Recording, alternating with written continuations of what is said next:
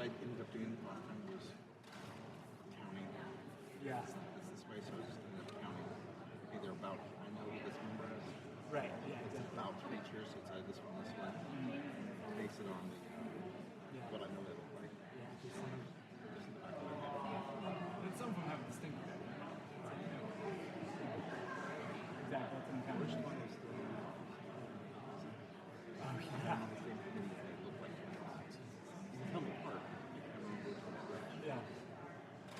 This much taller. So if they walk in, the size of it up, so it wasn't like Yeah. side of it. This one's head. The bottom of the frame, and then this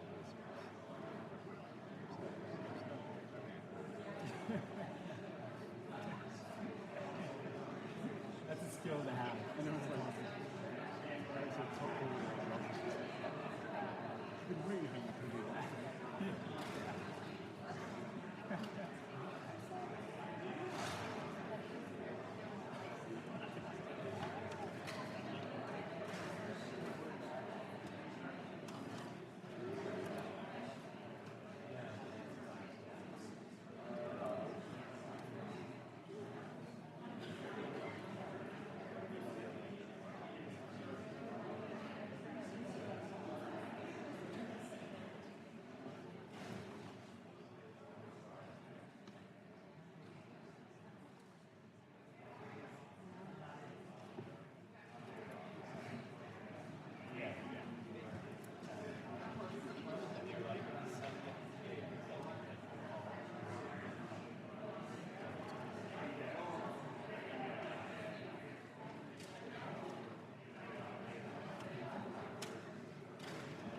I apologize. We didn't have a name slackers on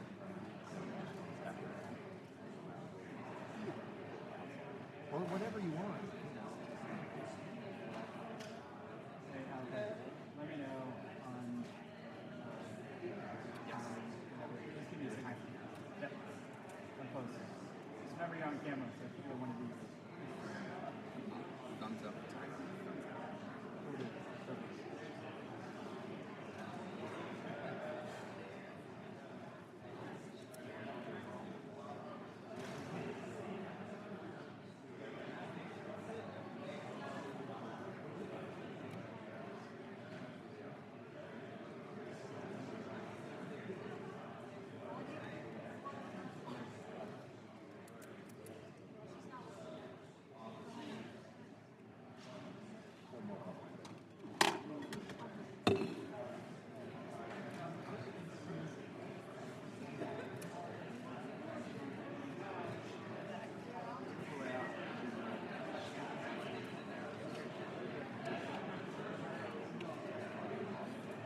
David.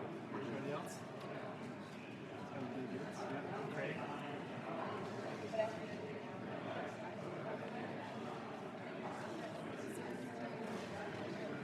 Politano. Did you say David Swincheck?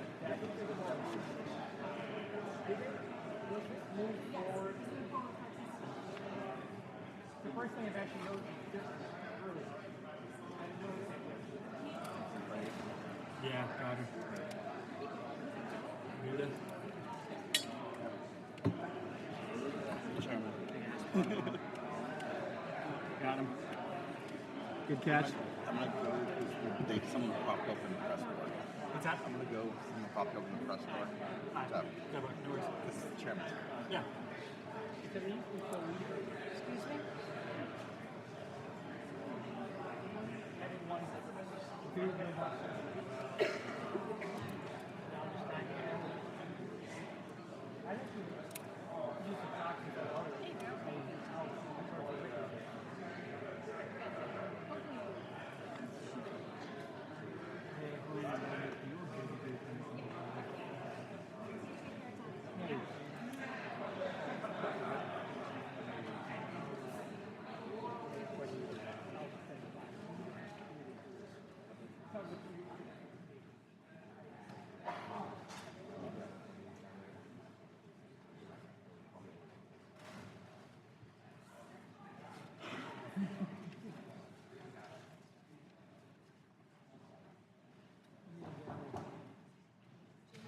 We are shy one gavel. I'd like to have the committee come to order for today's hearing. This hearing today isn't about any one company or one sector or one nation. This is about how Congress will respond to other nations, in this case specifically China, wiping out U.S. transit and rail manufacturing and yet taking away more of our high-paying blue-collar jobs. I've been fighting these sorts of battles for many decades. I opposed every so-called free trade agreement since I've been here. I opposed China's ascension of the WTO under Clinton's premise that if we put them in the WTO, they'd follow the rules. They don't, and they haven't. And I'm going to use all the tools we have to see that they don't decimate the freight industry in America like they did in Australia in a very short period of time, and that they don't decimate our rail car, passenger rail car, and bus manufacturing in this country. It's not just about the ultimate assembly, it's about all of the parts that go into these vehicles and all the jobs that they support. So today we're going to focus on that issue, state-owned enterprises. I was having a conversation with the President's economic advisor about the Jones Act, and he said, well, you don't understand, I'm a free market guy, I like competition. And I said, well, Larry, is it competition for an American shipyard to compete with the government of communist China? And he really had to kind of think about that for a minute, and he, well, yeah. I said, yeah, how about competition with a level playing field? In this case, U.S. companies currently produce the majority of freight rail cars. That we have one of the most robust freight networks in the world, 65,000 jobs. But as I mentioned earlier, we saw that industry wiped out in Australia by China in a very short period of time.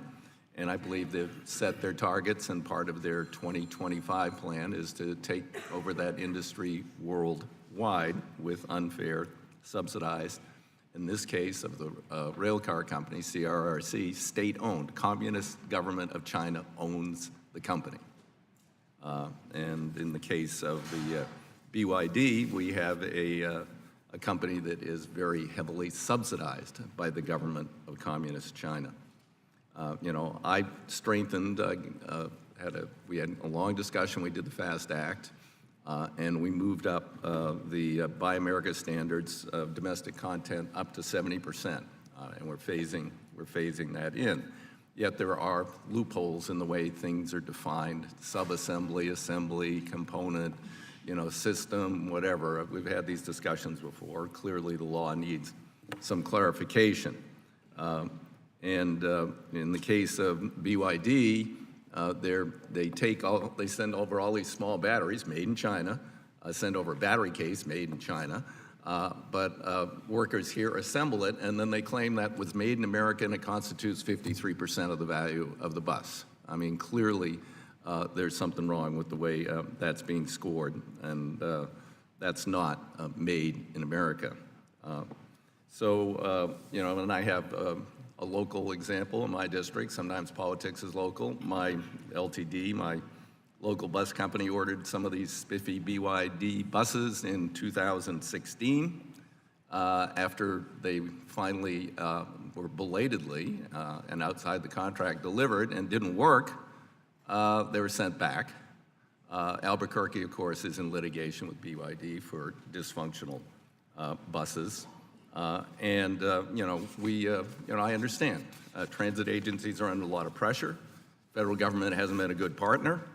We've got a $100 billion backlog for state of good repair in our transit, which could be one hell of a lot of American jobs if we go about this right. But the federal government hasn't had the will, nor has Congress, to raise the revenues necessary to better partner and begin to chip away at that deficit. So some transit agencies have turned to these below-cost vehicles or very low-cost vehicles. Again, I can't totally blame them. But for every U.S. transit rail car final assembly job, and yeah, some of these they're union jobs, good jobs, and this isn't about those workers. They're doing the best they can with what the Chinese ship here for them to put together, and they don't do the engineering and design work. All that's done in China, where many of the problems lie. And for every one of those jobs we get as assembling a Chinese parts over here, we lose 3.5 jobs in our economy. And that includes an assumption that they're complied with Buy America, which I think in this case is very, very questionable. They're smart. They unionized. They put these plants in very strategic places. They didn't know Democrats were going to take over the House, so they put the plant in Kevin McCarthy's district. I think they would put it in someone else's district if they'd known Democrats were going to take over the House. But they aren't dumb. So we're here today to get into this issue and see what remedies might lie. Legislation has been introduced in the Senate and in the House to address this issue. Harley Ruda, a member of this committee, is the sponsor in the House.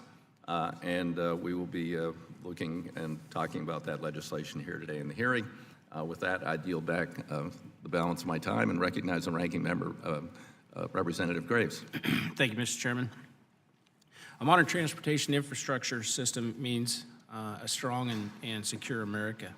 And our public transit and freight rail systems are an integral part of our larger transportation network. Technology modernization, which has been a priority of mine for a long time, drives improvements in safety and congestion, and it creates efficiencies. However, as we adopt transportation technologies, safety and cybersecurity have to remain top priorities. And earlier this month, the federal government released a list of 55 national critical functions. And it's no surprise that these functions include transportation by rail and mass transit, along with transport by air, road, vessel, pipeline, all of the areas that this committee is responsible for overseeing. Any disruption or corruption to these functions or to our transportation network as a whole would have a very debilitating effect.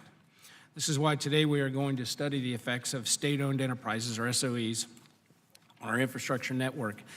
SOEs are either wholly owned, as has been pointed out, or either wholly owned or partially owned by a government that receives government funding to subsidize its operations. And these subsidies allow SOEs to gain U.S. market share by underbidding on their contracts. And in addition, as an extension of a government, an SOE can carry out political, economic, and militarist interest of that state government. And make no mistake, we have to investigate the motivation and intent of SOEs when they enter our infrastructure markets.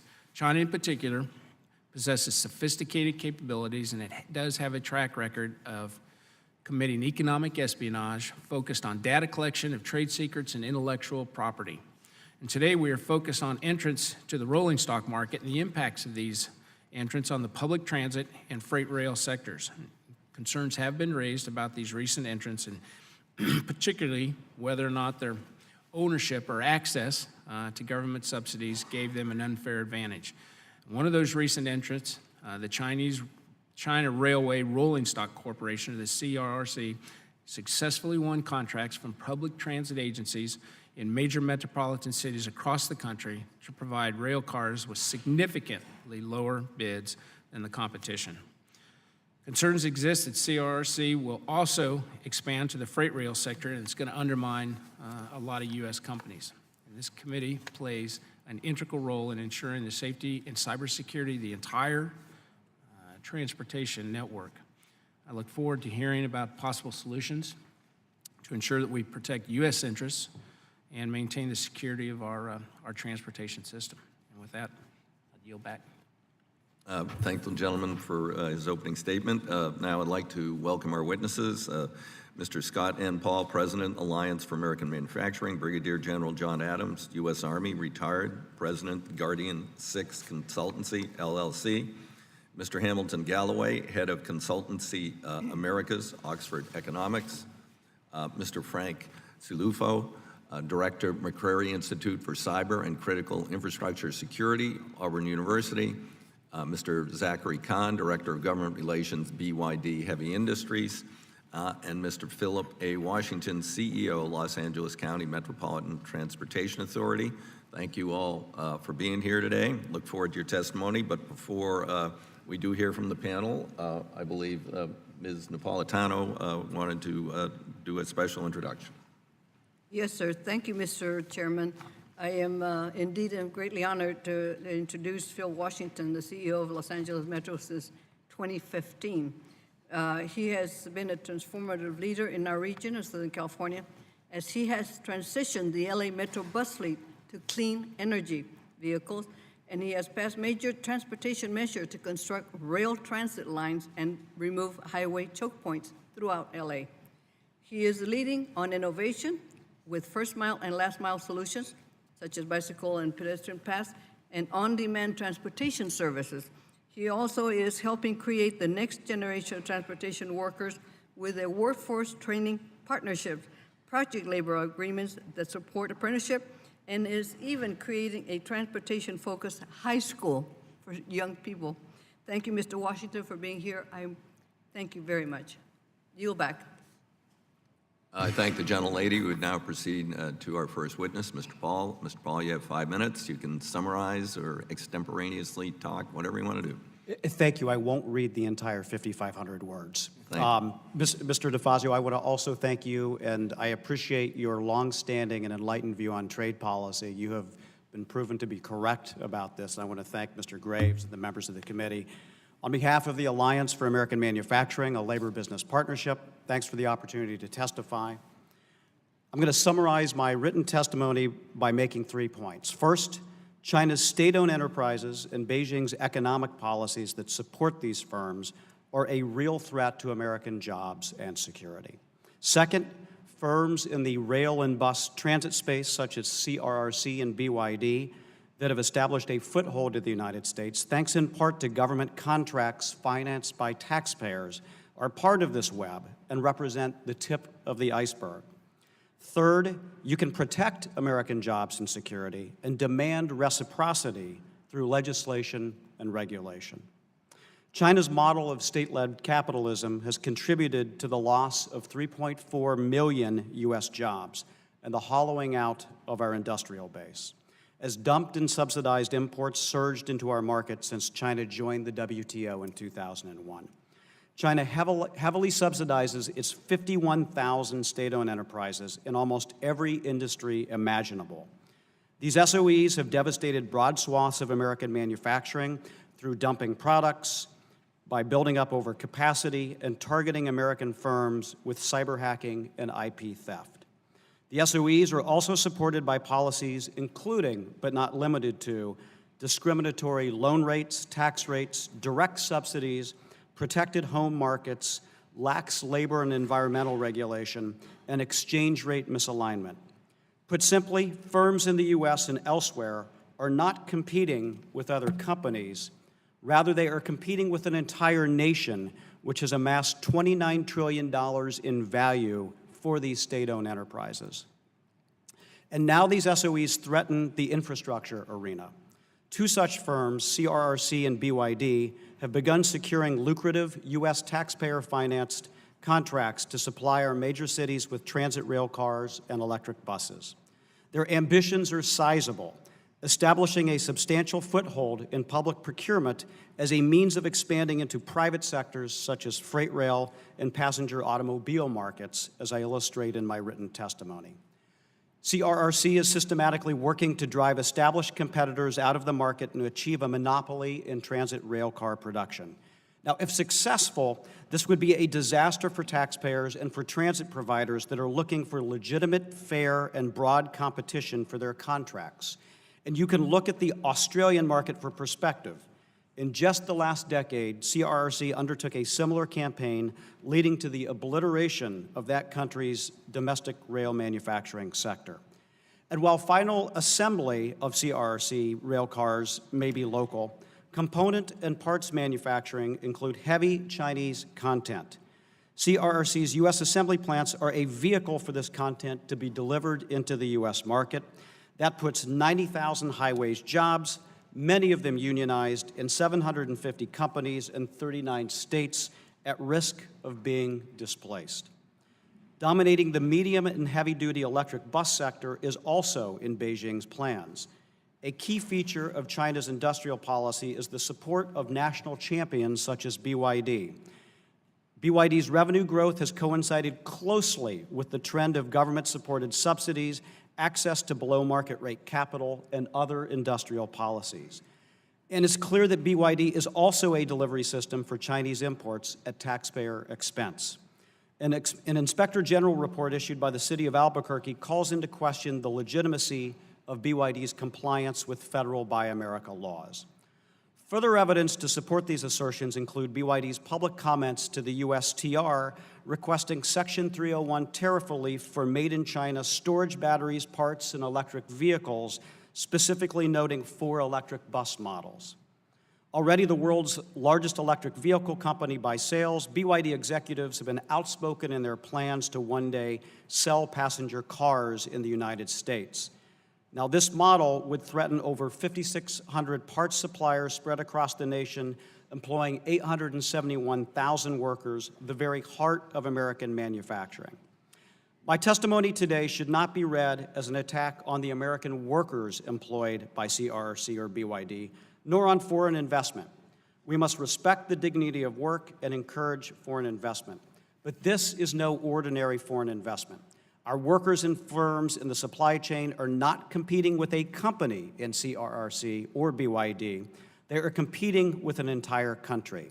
I have policy recommendations that I'm happy to discuss in Q&A, and I want to thank you for your time, Mr. Chairman. I thank the gentleman.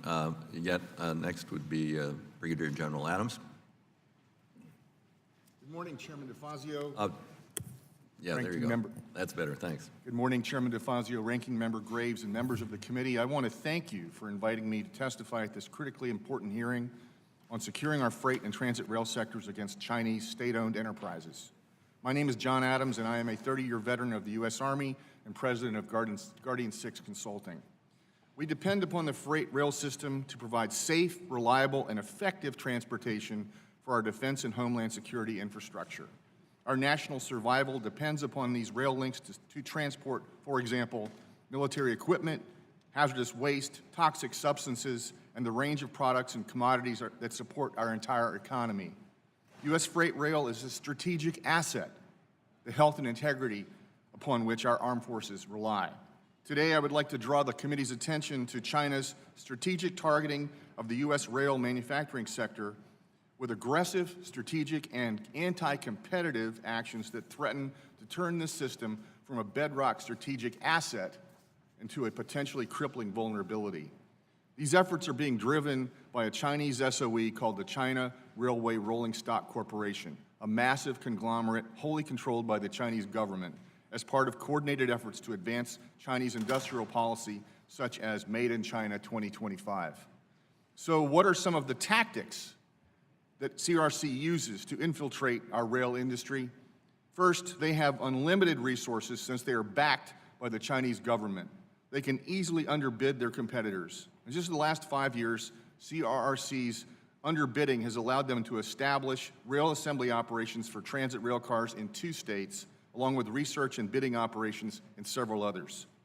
Emboldened with contract victories in 4 cities, CRRC continues to target other U.S. cities, including our nation's capital, where the request for proposal includes video surveillance, monitoring and diagnostics, data interfaces, and automatic train control systems that are susceptible to cyber attacks. Whomever is selected to supply rail cars for WMATA will become a partner in the day-to-day operations of a metro system whose stops include the Pentagon and the Capitol, as well as unfettered access to our nation's tunnels and underground infrastructure. The prospect of the Chinese government using these trains for intelligence gathering is alarming. Chinese built-in surveillance cameras could track the movements and routines of passengers searching for high-value targets from whom intelligence officials could vacuum data using the train's built-in Wi-Fi systems. China already boasts of using the latest advances in artificial intelligence and facial recognition technology, creating a very real chance that they have the capacity and interest in doing so here in the United States.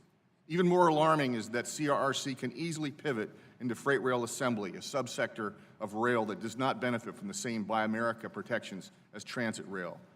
Concerns about CRRC's transition into freight rail manufacturing are best illustrated by the recent experiences of third country markets like Australia, whose freight rail manufacturing sector CRC decimated in less than 10 years.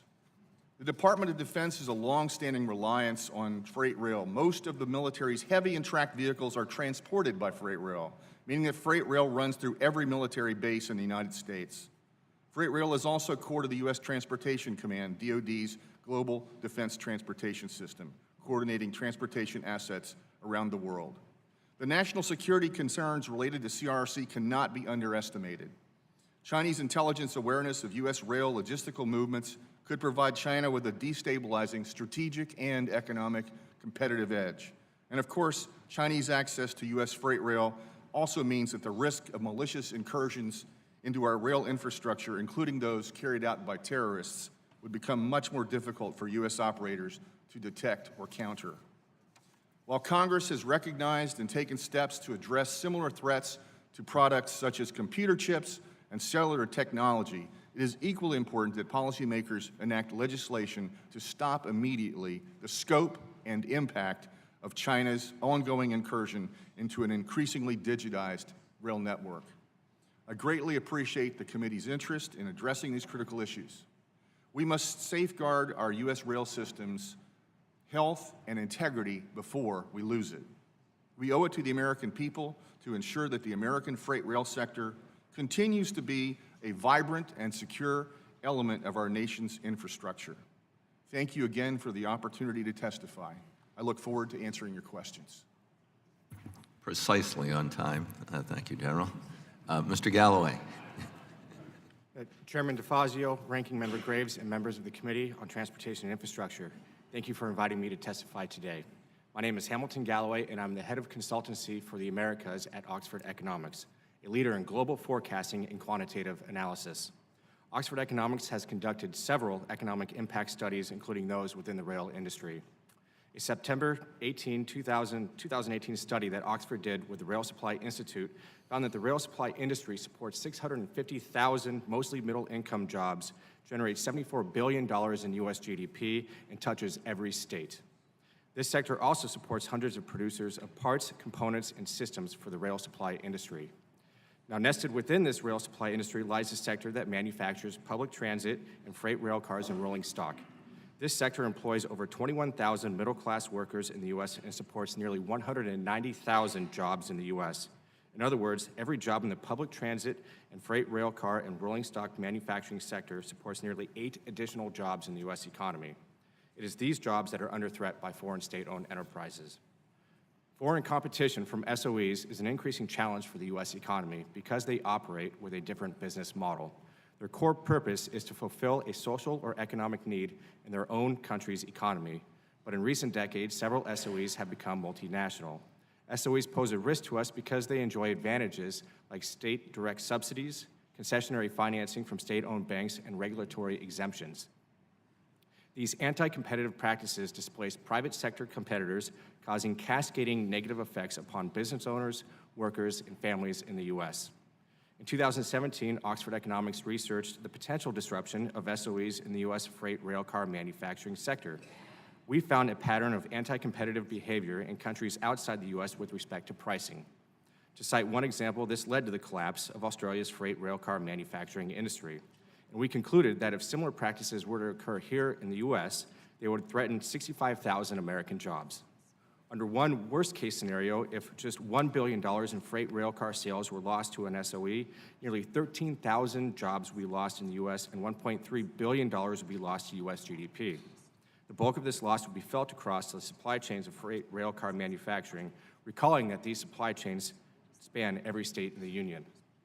At Oxford, we recently turned our attention to passenger railcar manufacturing, a sector where SOEs already established operations in the U.S., including final assembly facilities. Although rail cars will be assembled here, a large number of the components are likely to be sourced from the SOE's home country, like China. We assessed 2 scenarios of potential disruption. In the first scenario, the SOE does not need to adhere to federal Buy America provisions, which is currently set at 65% U.S. content, but will jump to 70% next year. In this scenario, we assume the municipality purchasing rail cars is not using federal funds. So much of the rail car content will actually be made in the SOE's home country. In our second scenario, we assume a good faith adherence to Buy America provisions, which applies when federal dollars are used. For context, local municipalities including Boston, Philadelphia, Los Angeles, and Chicago have already awarded contracts to an SOE. 3 of these city contracts are entirely funded by state and local governments, so the Buy America provisions do not apply. In the non-Buy America scenario, over half of the rail car's value is lost overseas. This means that for every $1 billion in rail car productions by an SOE, costs the U.S. more than 5,000 jobs and $500 million in GDP. Put another way, for every final assembly job created by an SOE here in the U.S., 5.4 jobs are lost elsewhere in the U.S. economy. In the Buy American scenario, more of the rail car's value is kept here in the U.S.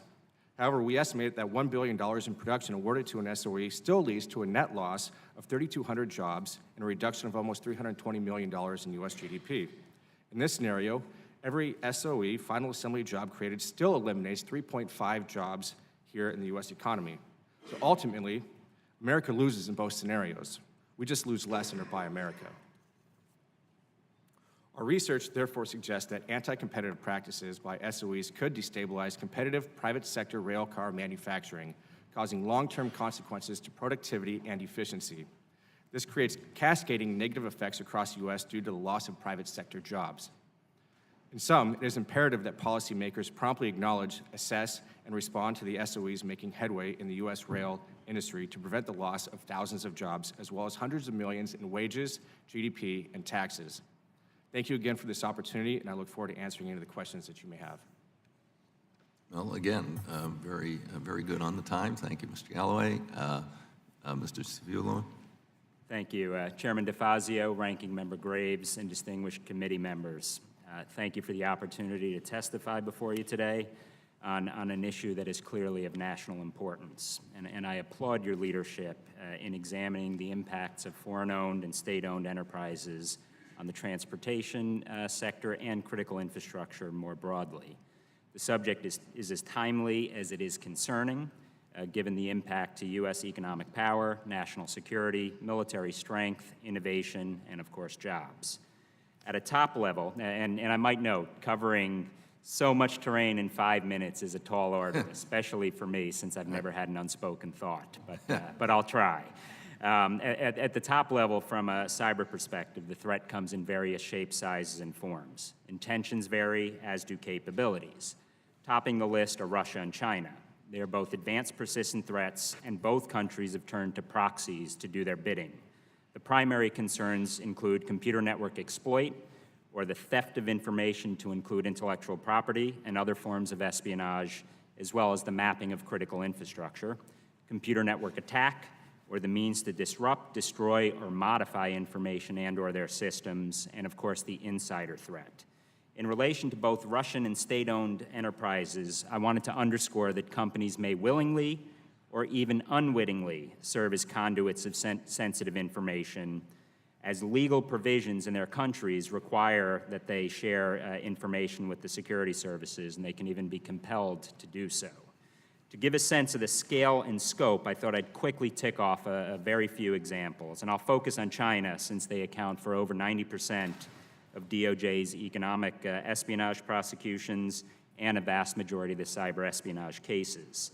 It's also worth noting, as General Adams brought up earlier, the Made in China 2025 plan, most of the technologies targeted are directly in the Transportation Committee's jurisdiction, and those that aren't touch your jurisdiction in an integral kind of way. But to paraphrase Mark Twain, and I'm not going to go over all the espionage cases, whereas history may not repeat itself, it tends to rhyme, and there's a whole lot of rhyming going on right now. Taken individually, each of these cases, you can understand why people would brush them off. In the aggregate, however, it sends a very strong and compelling message to our national security interests. CRRC, we discussed briefly, or General Adams did, the significance of it having a foothold in our supply chain in some of the biggest cities in America. Obviously, a 20 to 50% procurement bids under the competition. This is an unlevel playing field, but it is, again, consistent of a broader pattern here, a broader strategy here. Drones, what most people don't realize is Chinese manufacturer DJI has largely captured the American UAS market. And in 2017, U.S. Customs authorities alleged that drones produced by DJI provided China with access to U.S. critical infrastructure and law enforcement data. Major concerns abound where the data resides and whether it's corrupted and or transmitting data back to third parties. Cameras, Hikvision. They're the biggest company in the world right now in terms of video surveillance equipment, and they've had access to U.S. infrastructures, including schools, prisons, and even sensitive military and government installations. 5G, Huawei, ZTE. The strategic significance of 5G as the bedrock upon which telecommunications and so much more will rely has direct relevance to the transportation sector. Not only does the attack surface grow exponentially, but smart highways and vehicles of tomorrow will be paved in silicon as much as they are in asphalt. This would be the tech equivalent of building on quicksand, since 5G is going to be at the very core, at the operating systems of our smart infrastructures. This is the crux of the executive order that the President promulgated last night. Financing. Foreign proxy entities can step in and scoop up U.S. assets and entities on the verge of bankruptcy or seeking startup capital. These are two primary blind spots in CFIUS.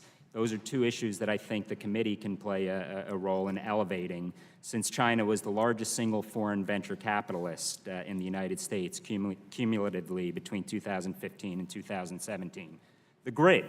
More than 200 Chinese transformers have come into the U.S. energy sector during the past decade. Previously, there were none. And I can go on and on and on with the lists, but let me just close with there are certain things we need to be able to grapple with here. And what we can't afford to do is grind the U.S. economy to a halt with blanket or overly blunt measures. Instead, we need to tailor and calibrate our responses to limit collateral damage to U.S. interests. National security and free markets are not either-or propositions. They're not mutually exclusive. We can and must do both, and I'll touch on any recommendations during the Q&A. Thank you, Mr. Chairman. And sorry for blowing the good record of it. No, it's only 28 seconds. You're doing just a good panel altogether. Thank you. And they each had, we were almost exactly on time. Mr. Khan. I will try to make up those seconds. Chairman DeFazio, Ranking Member Graves, distinguished members of the committee, thank you for the opportunity to speak here this morning.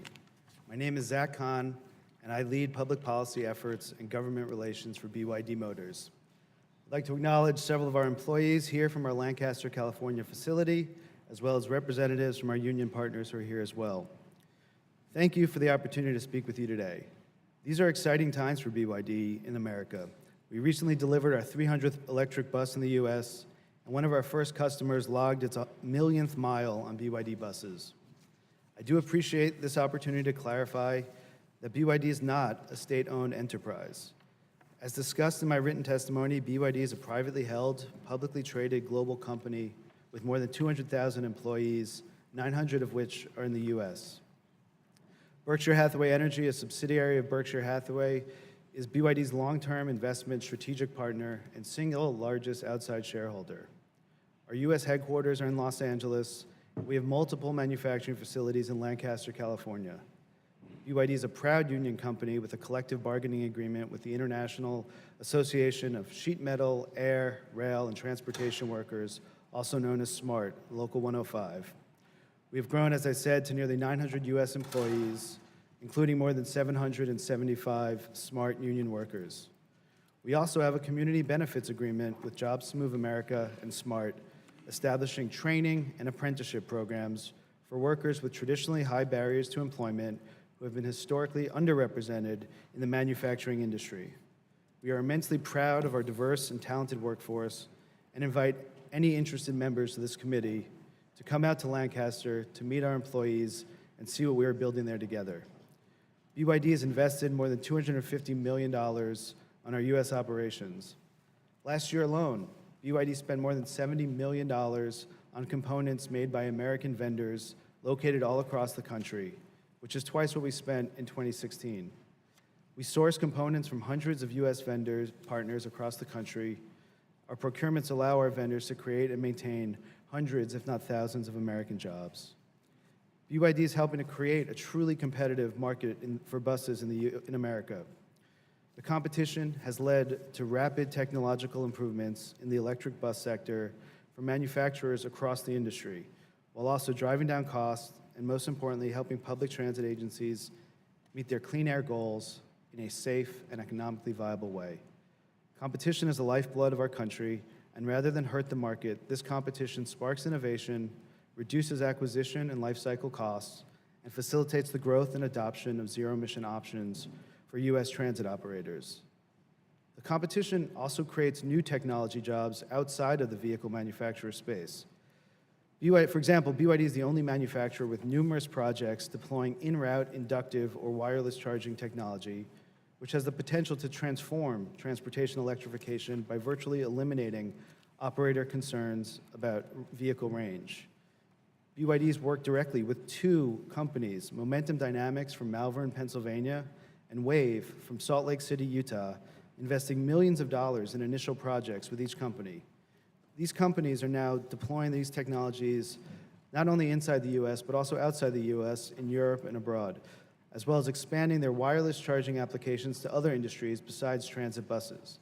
Were it not for this early support from BYD, these amazing and innovative U.S. startup companies would in all likelihood have stalled out. This is the kind of innovative technology that thrives in a competitive environment, driving local investment and creating new manufacturing, engineering, and design jobs in the process. We proudly note that we have had 14 different repeat customers who purchased zero-emission buses after their first deployments with BYD. Just this week, Anaheim Transportation Network ordered 40 additional clean energy buses from BYD.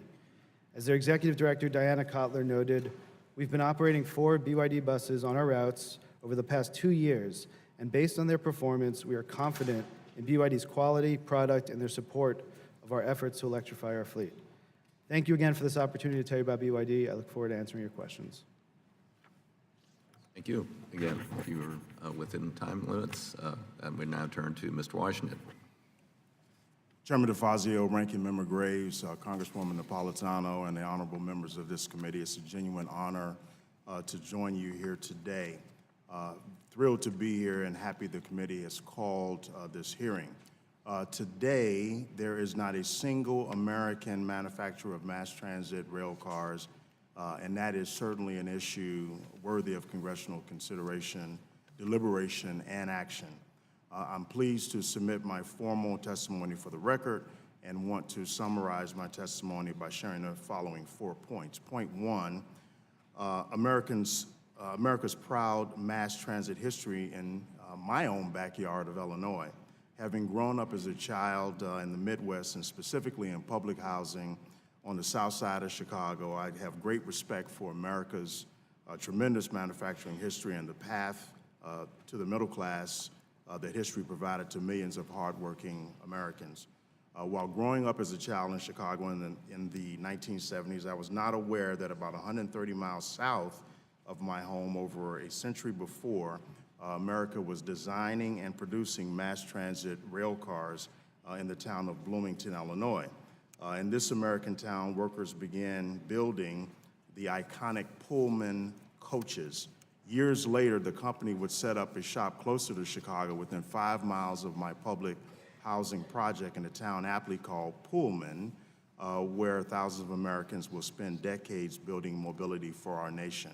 I'd like to add that at one time, that Pullman company was the largest employer of African Americans in the United States, where members of my family were Pullman porters and worked primarily for tips, and they were organized themselves as a brotherhood of sleeping car porters under the leadership of A. Philip Randolph. Point 2, today, for reasons that are both very complex and very simple, there are no American manufacturers of mass transit rail cars. So, as was clearly explained in a very smartly worded Eno Center for Transportation report, the companies that build transit rail cars and sell them to public transit agencies are all foreign-owned companies. As members of this committee are well aware, there's a large delta between the benefits of simply assembling rolling stock in the United States as opposed to manufacturing rolling stock in our nation. To be clear, when we lost that manufacturing base, we also lost our leadership in the design and innovation realms to foreign manufacturers. I say it's complex because I'm convinced that the absence of domestic transit rail car manufacturer is directly tied to both the intense competition of the global marketplace and government actions that have created an uneven playing field for rolling stock firms. That said, I also believe that the lack of any domestic manufacturer has taken place because of an absence of federal, state, and local rules and regulations that prioritize a dynamic and competitive environment for the emergence of the American transit rail car. For Los Angeles, our most recent rail rolling stock procurement that was held in line with all current federal rules and resulted in a contract being awarded to CRRC. We entered into a contract on March 10, 2017 to purchase 64 new heavy rail vehicles for our growing subway system, with 5 additional options for another 218 subway cars. The shell for these rail cars will be made in China, and this assembly will be done in Springfield, Massachusetts. The third point, as a U.S. military veteran who enlisted in the United States Army as an 18-year-old and retired as a Command Sergeant Major, disabled veteran with 25 years of service, I'd like to share that the following observation that has to do with manufacturing facilities of the Apache helicopter, which was synonymous with our branch of service. If we look at where this attack helicopter is manufactured, it's not abroad, it's in Mesa, Arizona. 4,000 Americans are building the Apache. Point 4, like the Boeing plant and the base of suppliers surrounding it in and around Mesa, I have outlined a vision for a one-of-a-kind center of manufacturing of rolling stock in the United States in Los Angeles County, where rolling stock would be not simply assembled, but manufactured. So with support of the County of Los Angeles and the County and the City of Los Angeles, we are taking that initiative as we move forward. Chairman DeFazio, Ranking Member Graves, and honorable members of the committee, on behalf of LA County, I look to return to the committee in the coming year to share some positive news on our effort to stand up this country's only railcar manufacturing facility. Thank you. I thank the gentleman. With that, we'd now turn to the first round of questions. So as soon as I get back to my questions, I flipped too many pieces of paper here. Here we go. So I was particularly alarmed at General Adams and Mr. Tulufo's testimony regarding the potential for cybersecurity breaches. And I'm just, I mean, could you just get a little bit more into that issue? I mean, how much, in a major deployment, especially if we have to move our tanks, I assume we are tremendously dependent upon the freight rail network. I'm not sure how much it applies to the logistics chain. Could you address that at all, General? Yes, sir. Let's look at it. Turn your mic on, please. Let's look at it from the strategic perspective, which I appreciate is a good place to start. First of all, intermodal transportation is the key here, and we think we need to focus on that. As you know, and as I said in the testimony, freight rail runs through every military base, runs through every American city, runs through every depot, every port. And the transfer of goods and services and commodities from freight rail to shipping is really something that we should focus on from a strategic perspective. That is where a potential adversary will focus as well. First of all, it's a strength of our freight rail system that we have this kind of network that smoothly transports military goods, hazardous waste, and all sorts of other commodities from the place where they're produced or stored, in the case of the military, to ports so that they can deploy overseas. A strategic adversary will look closely at this as an INW, indications and warning problem for them, and they're looking closely at our rail network. We should be concerned about that from a strategic perspective. Let me,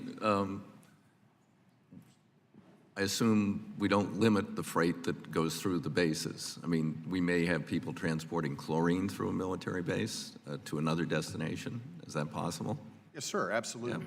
Yeah, right. And that's one of the reasons, I'm sorry, please. Right, and derailment of a chlorine vehicle, rail car is potentially absolutely catastrophic.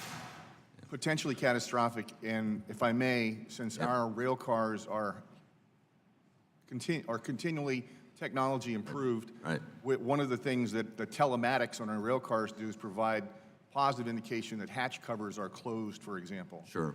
A cybersecurity intrusion into that particular technology could give false assurance that the hatch cover is closed. Okay. All right, Mr. Salufo, briefly, because then I have another question for another member of the panel. Chairman, I will try to be brief.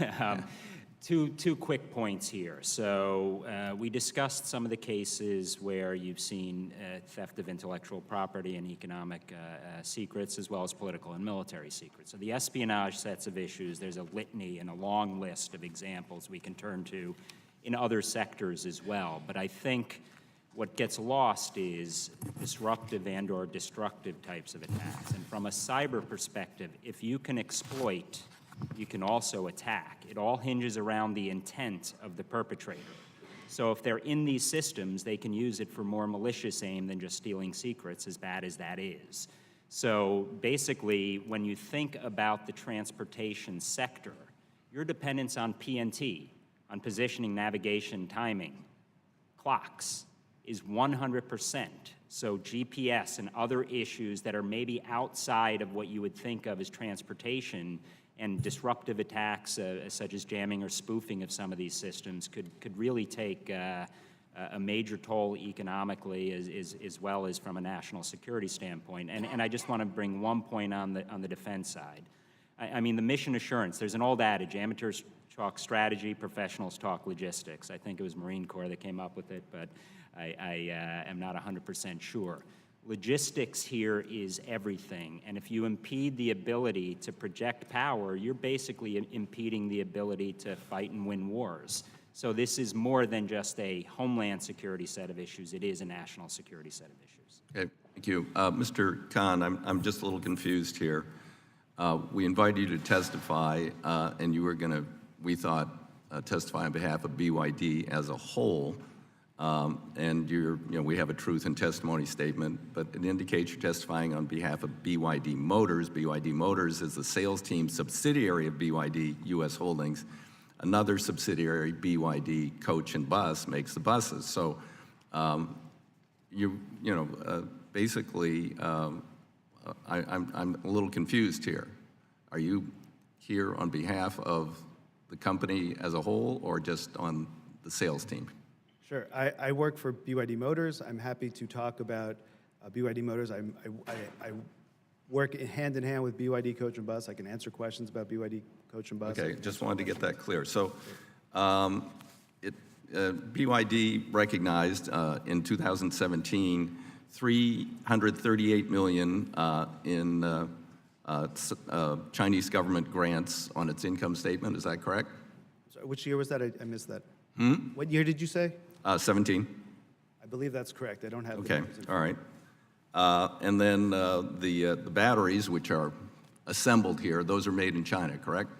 The battery cells are made in China, yes. Yeah. So, and somehow we assemble battery cells here, and we say that's a made in America product when it's assembled.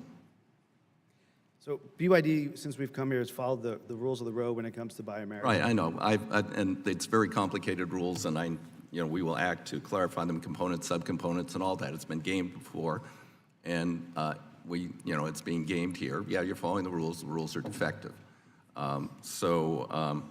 If BYD were required to actually source the required amount of the vehicle in the United States, by law, would they do that, or would they just close up shop even with the $250 million investment? Just for clarity, are you talking specifically about the batteries? I'm talking, well, once we reduce that down to a very minor component, you're going to have to source other things here in the United States. So thank you for the question. I think what BYD would say to that would be, we would evaluate, once those rules are promulgated for everyone, we would evaluate it and see the opportunity. We certainly, as the demand for battery electric vehicles has grown around the world, we have, I believe, plans. I don't know if we've actually built them yet, battery cell plants elsewhere. So if there was the demand in the U.S. for battery electric vehicles of the scale necessary to justify building our own plant, that is certainly something we would explore. Okay, thank you. Turn now to Ms. Graves. I want to go back to Mr. Salufo. And just drill straight down in, just to be straightforward on what this committee can do to better integrate cybersecurity into our transportation policy.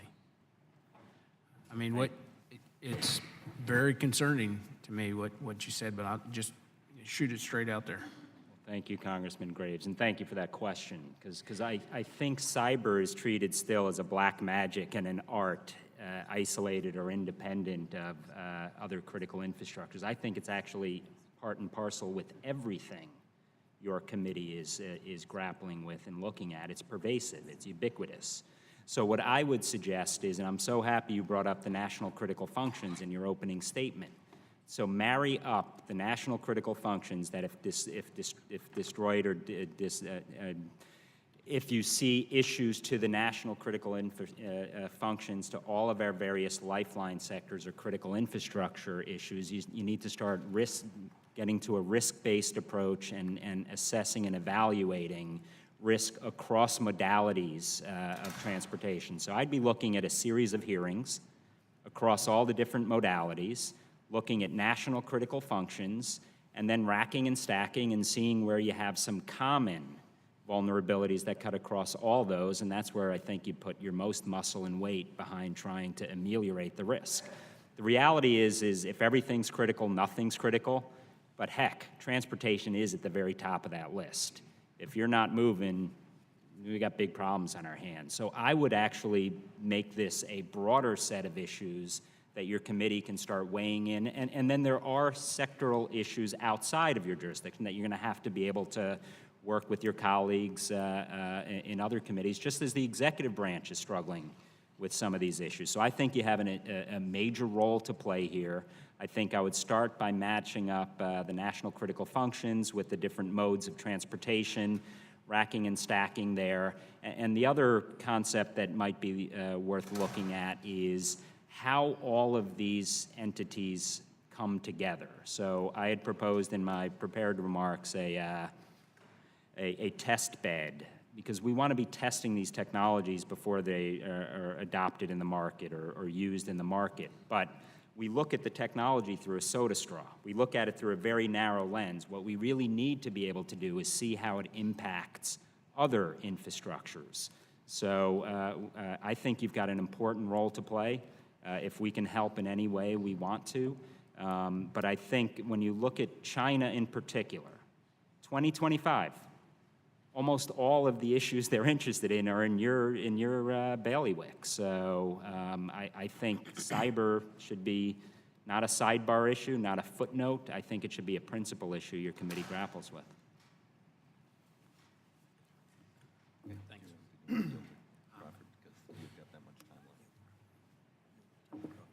Yeah, that's fine. I'll yield my time to Mr. Crawford. Oh, okay, with that, turn to, what? What? What? Oh, did he? Okay, go ahead. Sorry. Thank you, Mr. Chairman. Thank the ranking member.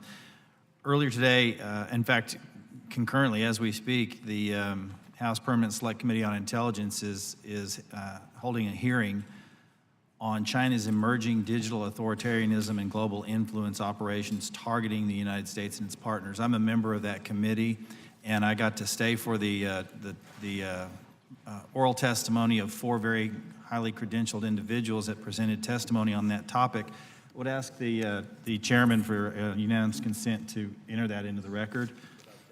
Thank you. I think that informs our committee here as well, and as you mentioned on the cyber side in particular. So global influence operations. Shortly before delivering its first products to Jamaica last year, the CRRC corporate Twitter account showed the following. I believe we have that on the screen. I'll direct your attention to the screen. If not, I have the tweet in hand. And that tweet reads, following CRRC's entry to Jamaica, our products now are offered to 104 countries and regions. So far, 83% of all rail products in the world are operated by CRRC or are CRRC ones.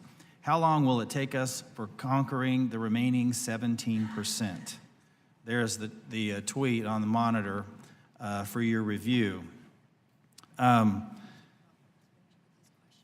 One of those 104 countries that they referenced is Iran, by the way. Interesting footnote. Mr. Washington, I have a question for you. When you used federal grant funds to purchase CRRC rolling stock for the Los Angeles Metro, did you know that it was an SOE, hell-bent on, quote, conquering the global rail market?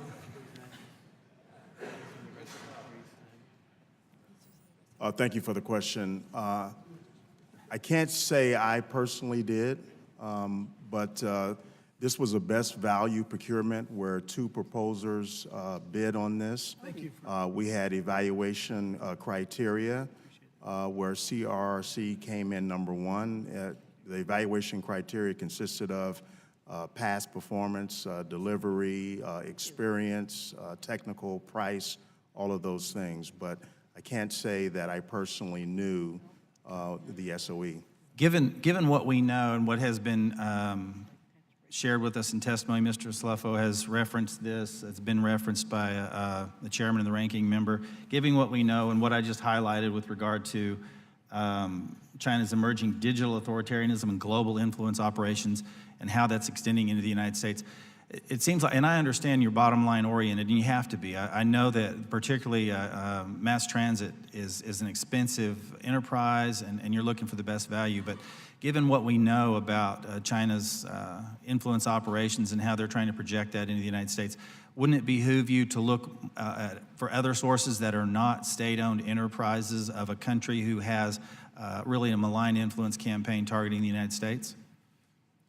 Is that a question for me? Yes, sir. As well? And anybody else that wants to answer that? Sure. No, I stand by our procurement. I stand by the process that we used. I stand by the evaluation criteria that we used to evaluate. I stand by that. Okay. Well, given the fact that other taxpayers outside of those in the area that you serve, outside of the state of California, contribute to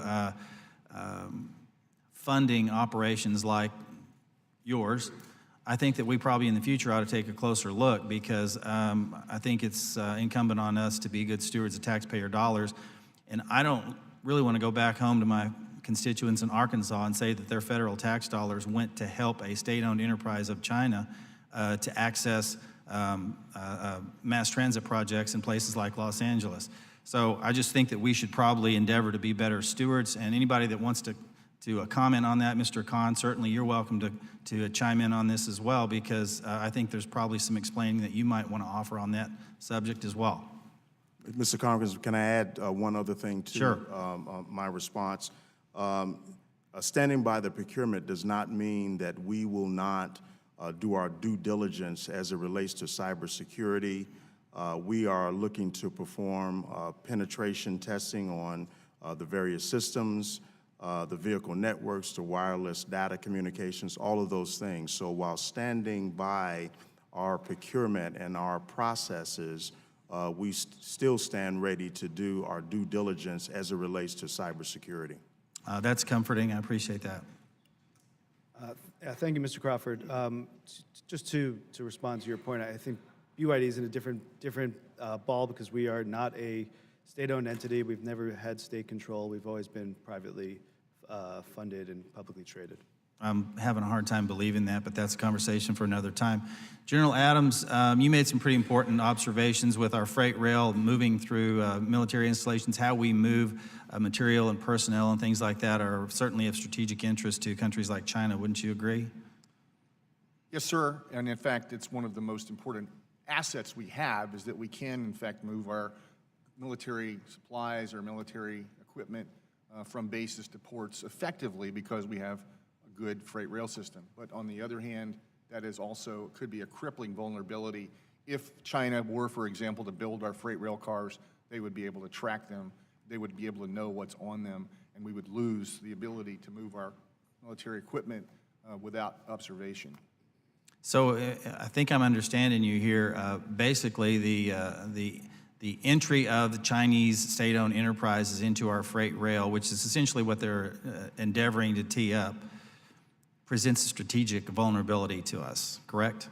Yes, sir, that is absolutely correct. And if I may enlarge on that point just a moment. Please do. We also lose the ability to conduct, if we only have the assembly operations here for freight rail or for transit rail, we lose the rest of the supply chain. We lose the R&D. Important note. Thank you for that. And that is important from a standpoint of for the future. We need to preserve that supply chain here in the United States. Thank you. Mr. Slefo, would you like to comment on that as well? Yeah, no, I think that the point you raised is really important in terms of global perception management or influence operations. And obviously, this is part and parcel of Russia's strategic plan, which they look at it we mirror image. We tend to think others look at it the way they do, but perception management, psychological operations, camouflage, concealment, and deception, this is all part and parcel of some of our adversaries' cyber toolkits, and you see that with respect to China as well. And you've got two other countries that are starting to ramp up their activity, Iran and North Korea. They're by no means at the same level in integrating computer network attack and exploit into their warfighting strategy and doctrine as the Russians and the Chinese are. But what they lack in capability, they more than make up for with intent, and they're more likely to turn to disruptive and destructive attacks. At least some of the bigger countries, they have to weigh the consequences of some of their bad behavior, which they've gotten away with murder, if you ask me. But that's a different question. But I'm glad you brought up the influence operations, because that is very much part of the cyber discussion we have to have. It's more than just hacking into systems. It's if you can actually create the outcome you want without doing any harm, you're 10 steps ahead. And if you can induce changes in behavior on the good guy side, meaning we make decisions, or we lose trust and confidence in our systems, or we lose trust and confidence in our democracy or our transportation, those are big issues to think about, and that has to be part of the cyber discussion. Thank you. General Adams, final question here. Do you, in your opinion, you think Transcom is doing enough to secure freight rail movement? Sir, could you repeat the question? Do you think our Transcom is doing enough to help secure freight rail movement with regard to our military operations? I don't think we can do enough. I know that Transcom is diligently working on it and resolutely working on it, but I don't think we can do enough. I think we should be very concerned about the threat. I like the idea of the TIVSA bill that's been dropped in the House yesterday. I like it being in the Senate. We need to stop their incursion into freight rail especially. And I think we're fortunate we have the opportunity to do that. We'll help Transcom as they work hard, but they need as much support as they can get. Thank you. I thank the panel for their testimony, and I yield back. I thank gentlemen. I just want to explain to members, I went over on my time, so we yielded the same amount of time on the Republican side to be fair. Now we'll go to a 5-minute questioning, and who's next? Representative Napolitano. Thank you, Mr. Chairman. Mr. Washington, I would like to know if you think what steps could Congress take in the next Surface Transportation Authorization Bill to realize your vision of bringing the manufacture of mass transit rail cars to America, and in your case, LA County? And to follow up, are there challenges with research, development, and deployment of electric bus technology, and what can Congress do to help? Thank you for the question, and thank you for your advocacy as well in the district and also for the transportation industry. I think the best step that Congress can take is to, one, give preferential treatment to mass transit manufacturers to base their facilities in America. And again, I'm not talking about just assembly plants. I'm talking about from soup to nuts to forge steel, to do the things that real manufacturing outfits for passenger rail car vehicles do all over Europe, in China, we need to do that here. So I think that a strong message from this committee to say, and Congress to say that in the next transportation reauthorization bill, that there will be a priority given for those regions that are looking to stand up, in our case, an industrial park that includes a manufacturing facility, that includes electric bus manufacturers as well, I think is very, very key. Also, and lastly, enabling local hire and allowing local hire to be at least piloted again, I think is very, very key to making sure that if a manufacturing facility is stood up, that local entities that, in our case, is putting in 82% of the funding for infrastructure in LA County would benefit. Well, that's very good. What incentives do you think Congress might provide to help transportation corridors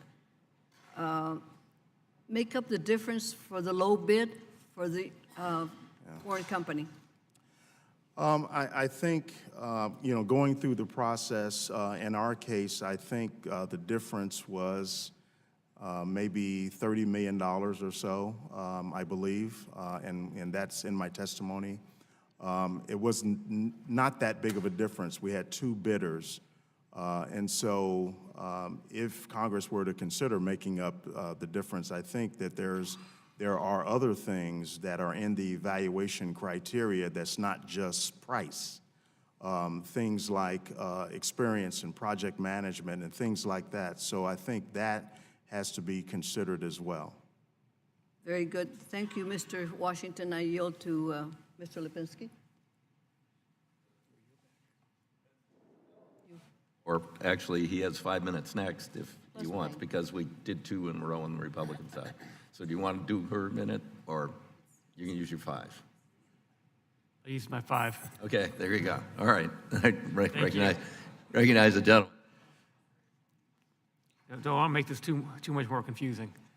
Well, thank you, Mr. Chairman, for holding this hearing. It's I have been working on this issue, especially Buy American, not as long as the chairman has, but I think that the fact that the Chinese government has made very clear in their plan for their Made in China 2025 initiative that they want to, the rail manufacturing sector is a top target.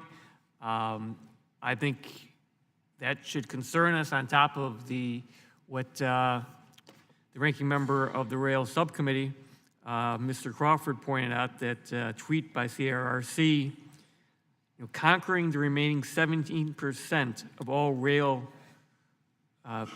in the world is, we really need to wake up. We need to understand what a threat this is and do something about it. We can't just sit here and talk about it, and then years from now, when it happens, say, well, I remember talking about that, but, well, it happened. My first question, Mr. Galloway, in Australia, talked about how the freight rail car manufacturing industry was eliminated. How long potentially how quickly could that happen here in the U.S.? I know we have a much more robust domestic market than Australia had, but how quickly could you see this happen? I think a lot of that would depend on the level of investment that CRRC or other state-owned enterprises would be making here in the U.S. In terms of either establishing final assembly facilities, specifically in freight rail, which is where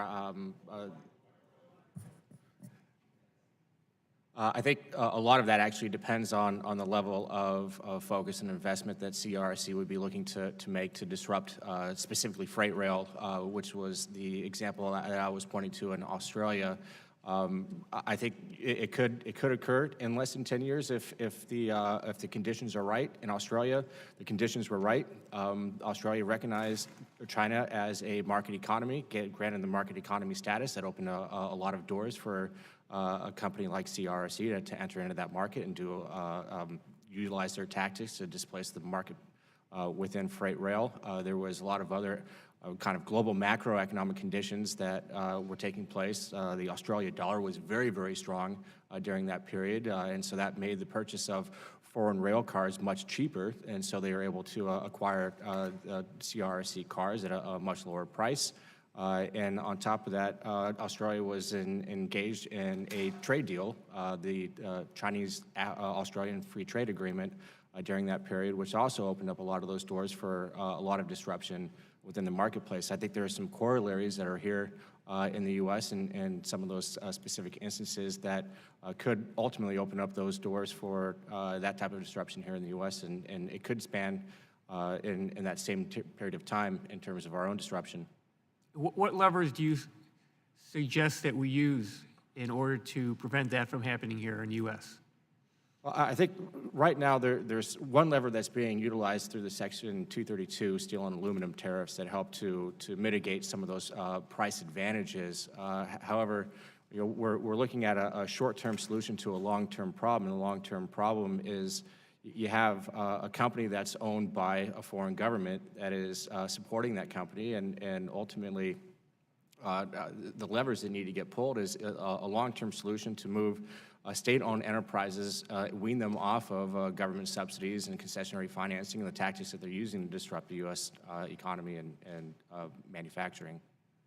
Mr. Paul, do you have any suggestions on what levers that we can use? I do. First, a robust spend. As the chairman indicated, the federal government hasn't always been a good partner. So if there's a stable, long-term market, there'll be more entrants into it. The second is that CRRC is predatory, and we have to understand that they now dominate the world rail market after being a bit player 20 years ago. And the same thing that's happening globally will happen in the United States as they drive competition out. An incumbent railmaker left Philadelphia after it lost its contract there, and we can assume that's going to happen down the road. So the TIVS legislation is a start. We should also insist on reciprocity. There is no American company that has the same opportunities that CRRC or BYD have in the United States. We don't have those opportunities in China. China's not a signatory to the government procurement agreement. It can discriminate, and it does, against our products. And so we should ensure that we have that reciprocity as well. Thank you. Yield back. I thank the gentleman. Representative Gibbs, 5 minutes.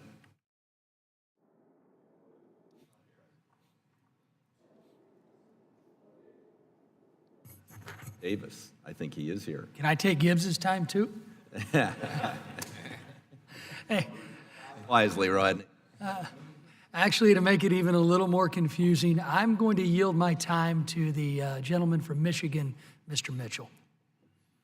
Thank you, Mr. Davis. And Mr. Chair, if I could have Mr. Gibbs' time too, it would be interesting. Mr. Khan, it's a long morning for you, and it's going to get a little bit longer. The $338 million in Chinese grants, what are the terms of those grants?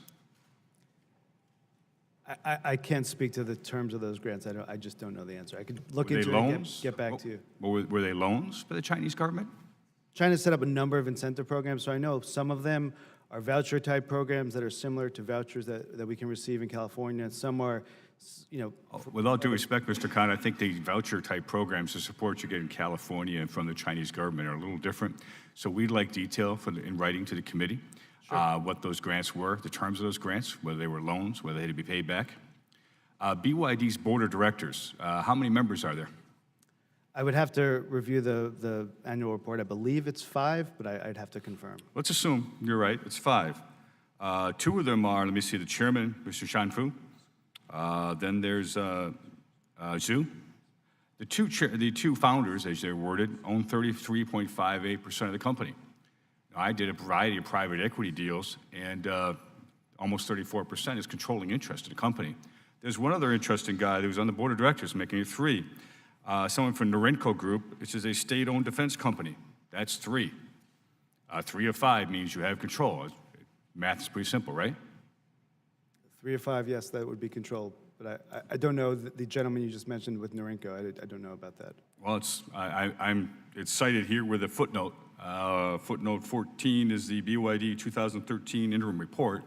So I'm assuming that the Alliance for American Manufacturing did their homework on it. So I suggest you may want to confirm that. If that's a 2013 report, I don't believe that's the 2018 report. So I don't Why know don't you detail for the committee the ownership, the board of directors, of BYD, as well as the overall organizational structure, because as the chair noted, you have multiple companies and groups, and sometimes that happens in companies. It's not but to be absolutely honest with you, we need to make a distinction, in my opinion, as we look at this, Mr. Chair, between state-owned and state-influenced.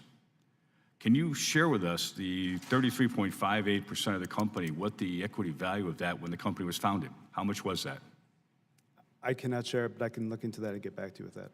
You're going to have a list of questions. Okay. Then the Forward to follow-up that. question to that is, in what terms, what general sources did that money come from? Because to be honest with you, economic transactions in China are pretty opaque at best. And I still have doubts whether or not the money that founded this company came from individual earnings or came through them to the Chinese government. And you can paper all this you want in terms of you have a union agreement, you have employees, that's great. We want employment in America. But if in fact, whether this is technically state-owned or state-influenced, we have a problem here. I also serve on House Armed Services, and what's been made abundantly clear by the Chinese government is they plan to assume a dominant position in the world by 2025 in all aspects, including economic. This is a threat to the security of this nation.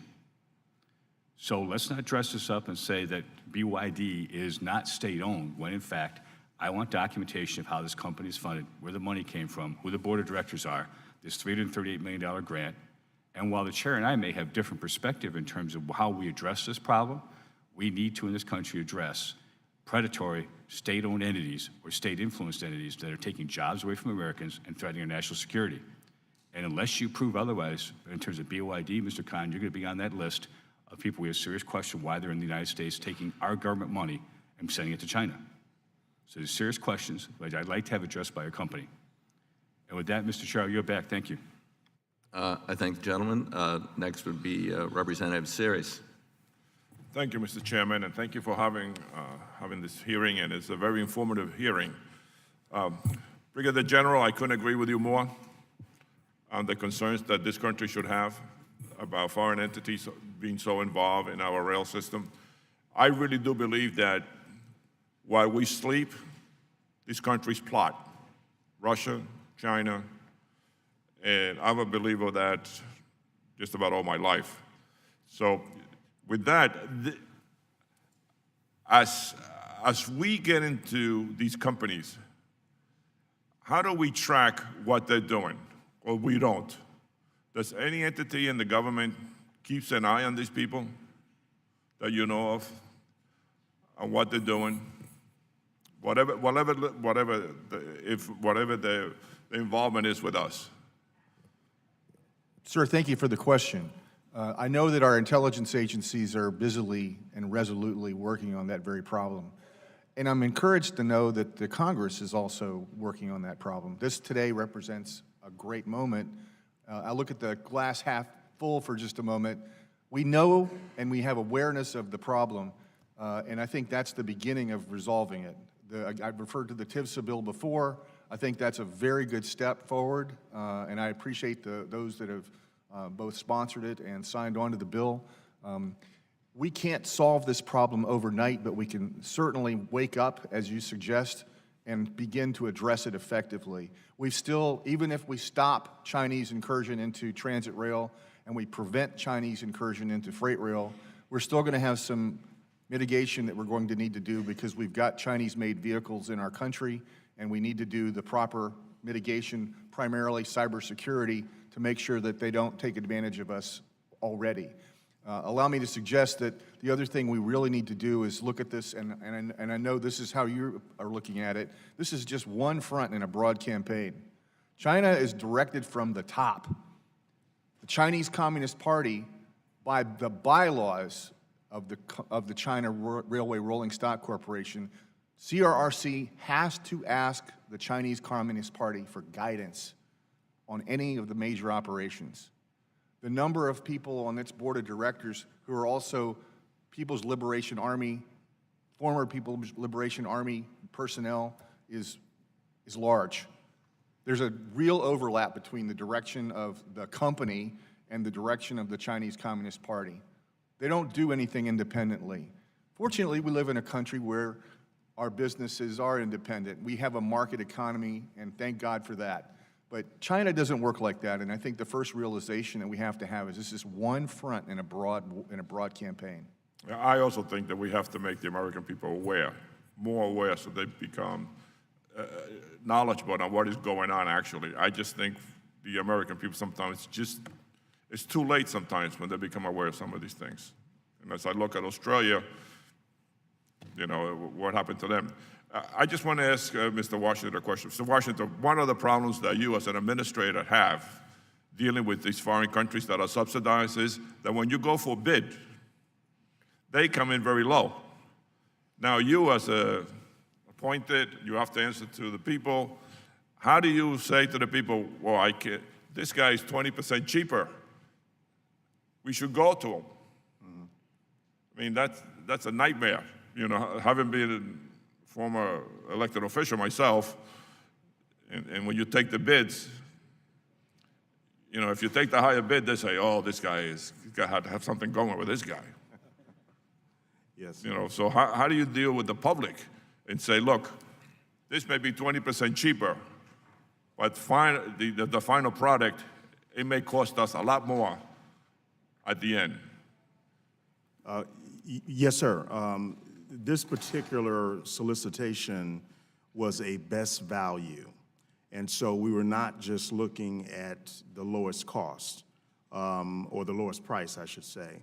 And so most of these that have to do with rolling stock are usually best value. And so as I mentioned earlier, the evaluation criteria in this case, looking at past performance, looking at past experience, technical compliance, project manager, management expertise, voluntary local employment programs as well, and price. All of these things, with price being one of 6, have to be looked at. And I would also add that in our case with this solicitation, we had 2 bidders, CRRC and a South Korean firm, Hyundai Rotem.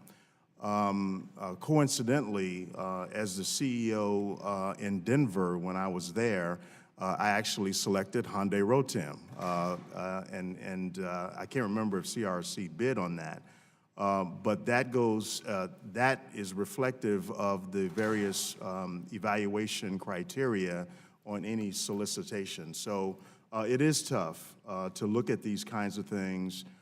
You're criticized if you take something too high. Okay. Curtis? Absolutely. We're over. I'm sorry, past my time? Yeah. Okay. All right, sorry. Thank you. Thank you both. Representative Bost. Thank you, Mr. Chairman. You know, when we're looking at this, I can see a similar situation that occurred in our steel industry. Both industries must compete against China's state-owned enterprises. Now, you can magically say it's not, but the reality is, from what the questions Mr. Mitchell brought forward, I think it is. Now, the solution might be a little different, but the outcome is the same. China unfairly undercuts the competition and then comes in and dominates the market. We could see that with the email that was sent out. You know, here in Congress, I worked on a law that sponsored that would improve our anti-dumping and countervailing trade remedy laws. In this case, we can request by the industry, or we can start the Commerce Commission to look into this. I'm just curious if the industry has started looking at this for potential trade by using this law. Mr. Paul, do you know that? I'm not aware of any specific efforts with respect to transit equipment or rail cars, but the component parts thereof, absolutely. Steel being one of the key values by ingredient in rail cars, And yeah, I was just in Granite City the other week, and I've seen both the challenges with dumping and then also what can happen when you've taken some action and restored some jobs there. And what I will say, and I think it's worth noting this, that both BYD and CRRC made substantial requests for tariff relief from both the 232 and the 301 tariffs for equipment that they were bringing into the United States. And so this is Were they already granted those an requests? issue. Pardon me? Were they granted those? They were not, precisely because in the case of BYD's requests, virtually all of them were products that were part of the Made in China 2025 plan, where there's a very well laid out set of objectives that the Chinese government has for industry domination. It's there for everybody to read. But this is an emerging threat. And as you indicated, in the steel market now, the global steel market is so distorted by China that it is almost unrecoverable. China makes half the world's steel. It doesn't consume that much. Right. And 5 out of the top 10 companies in the world are state-owned enterprises. They don't play in market conditions. It's completely wrecked the steel market around the world. And you see CRRC doing the same thing now in the rail space, where they were a bit player 20 years ago. They are by far the most dominant rail company in the world. Bombardier and others are small players now compared to China. And BYD, again, the ambitions of BYD are to become the world's largest automobile maker. And we have the luxury right now of not seeing a lot of imported cars from China. That may soon change. Have you thought about bringing those anti-dumping challenges to the WTO? To the WTO, no. I find the WTO to be slow and incredibly So do I. Inefficient. From a domestic perspective, I think we'd want to look at the market conditions to see if there is in fact a case, because as you know, the criteria are sometimes lagging and complicated. But again, the component parts. Some of the component parts are already subject to specific dumping orders or tariffs because of that unfair competition. Is there a way that you have been able to see where we can enhance those through law, or does the existing anti-dumping language we have suffice? Yeah, no, those laws need to be improved. They need to be improved dramatically, and there needs to be, first, the opportunity for the Commerce Department to initiate more cases. As you know, they're expensive for the private industry. There needs to be a much more early warning activation system.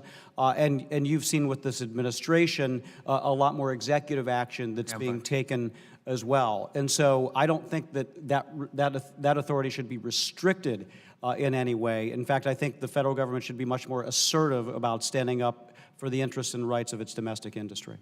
Okay, one real quick question, as I've got just a few seconds left. The Buy America, would it apply to the transit projects that receive federal dollars? Do you feel that this is being manipulated to make it look like they're not receiving federal dollars? Absolutely. The Buy America laws need to be reformed. The chairman briefly mentioned this with respect to advanced batteries. There's a new kind of standard that's been proposed in the USMCA, that's worth looking at to get more of that battery content into the North American, specifically to the U.S. market. And also the CRRC and BYD claims with respect to Buy America, they should be audited. The Inspector General's report in Albuquerque indicates that there is very clearly the possibility that BYD is not fully meeting its Buy America obligations. Thank you, Mr. Paul. Mr. Chairman, I yield back. Representative Espaillat. Thank you, Mr. Chairman, and thank you to all the witnesses for your testimony today. This is a very important conversation that we're having today. I also sit on the Foreign Affairs Committee, and just last week we held hearings about China's influence in the world, particularly developing nations and in Latin America. And they're building ports, they're building rail, they're building all kinds of transportation and infrastructure projects. And of course, when you have control of the ports, there's no telling what will go through them. They're also looking to control facial imaging and data. And so I think they're very crafty and they're outfoxing us. And so, here in the U.S., we have to be mindful of ways in which China is undermining not only our competitiveness, but also our national security, right? Chinese state-owned enterprises have made it their goal to corner the market in terms of infrastructure, whether it's ports or rail.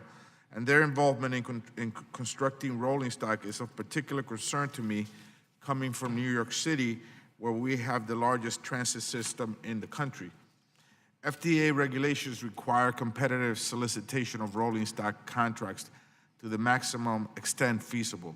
But in many cases, because of Chinese SOEs, dominance, transit, and commuter rail agencies end up having few options to choose from.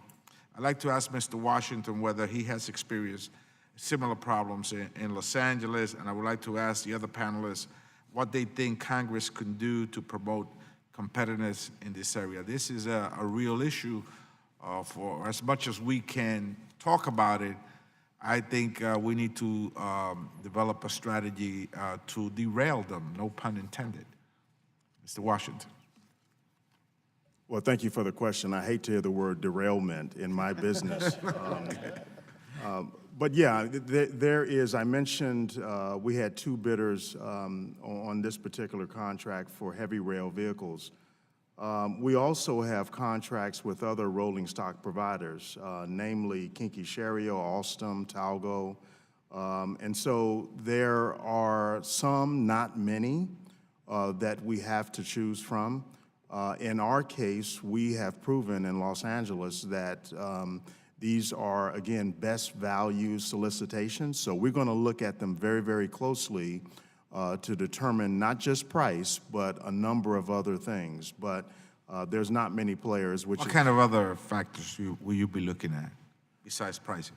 The program management, the past performance, delivery of the rolling stock vehicles, in our case, the local employment plan. What do they plan to do locally in terms of training local folks in the community? Those kinds of things. Anybody else, any other experiences across the country? I would just add, sir, just on the electric bus space, which is different than the rail side. I think right now the electric bus space is actually the most competitive bus market right now compared to diesel or CNG. There's 4 legitimate OEMs that are submitting competitive bids. It's leading to technology getting better and better. For example, in New York City, they've got 10 buses up and running. 5 of them are with New Flyer, 5 of them with Proterra. BYD submitted a bid, was not selected, but there's a open and robust competitive process going on now on the electric bus space, which is leading to cleaner buses getting out on the roads around the U.S. Thank you, Mr. Chairman. I yield back. Thank you, gentlemen. Representative Gallagher. Thank you, Mr. Chairman. Mr. Salufo, could you explain in simple terms to the committee the connection between transportation and telecommunications? In other words, why is 5G and the Internet of Things such a crucial part of this conversation on rail and public transit security? Well, thank you, Congressman Gallagher. And I mentioned briefly in my oral that the highways and vehicles of tomorrow are going to be paved in silicon as much as they are in asphalt, and that is the reality. Ultimately, when you think of 5G, it's going to be the hub that has so many other spokes that will connect not only transportation, basically all of our lifeline sectors and critical infrastructure. So if we get that wrong, we are really building some of the most sophisticated networks and infrastructure on very weak foundations. So I think the president was right in promulgating the executive order last night to prohibit, in essence, Huawei and ZTE from engaging in the market in the United States. And I might note Australia has already done so. I think from learning some of the hard lessons they learned on the rail side, that could have had that could have factored into their decision making on 5G. I think part of our challenge is these threats, while real, sometimes we talk about them in abstract ways. Could you give us perhaps some real-world examples of how a smart train or public transit could be compromised or weaponized? Yeah, so I mean, I think it was General Adams who brought up some of the examples in terms of Wi-Fi, and we talked a lot about security, but there are legitimate privacy issues here too, given the use of technologies to monitor individuals.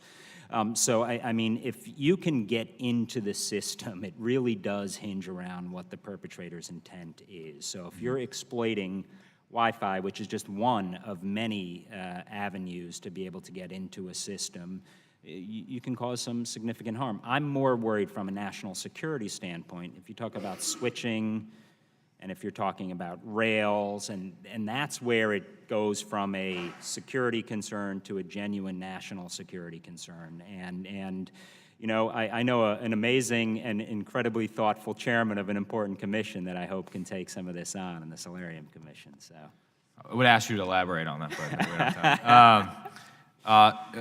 General, I want to get to you in 1 second, but Mr. Khan first, if I have time. If your company was asked to conduct espionage in any form under the 2017 National Intelligence Law on American citizens using your products, would BYD comply?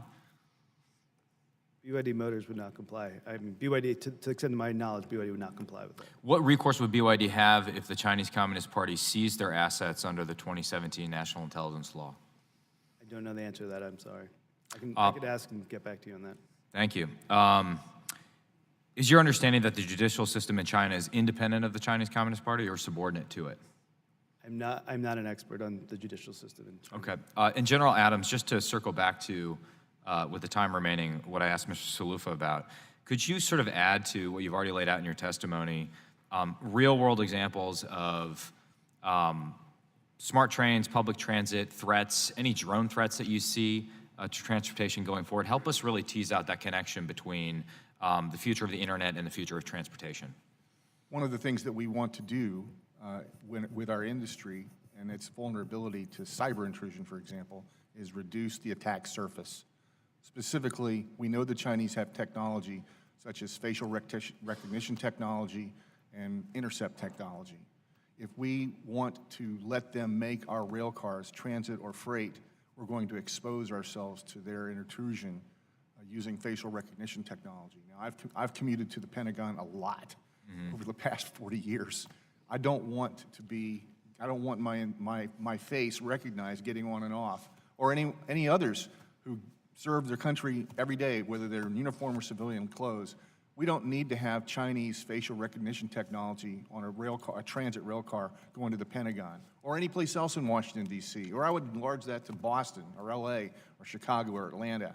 But we've got to be reducing our attack surface all the time because they will exploit it.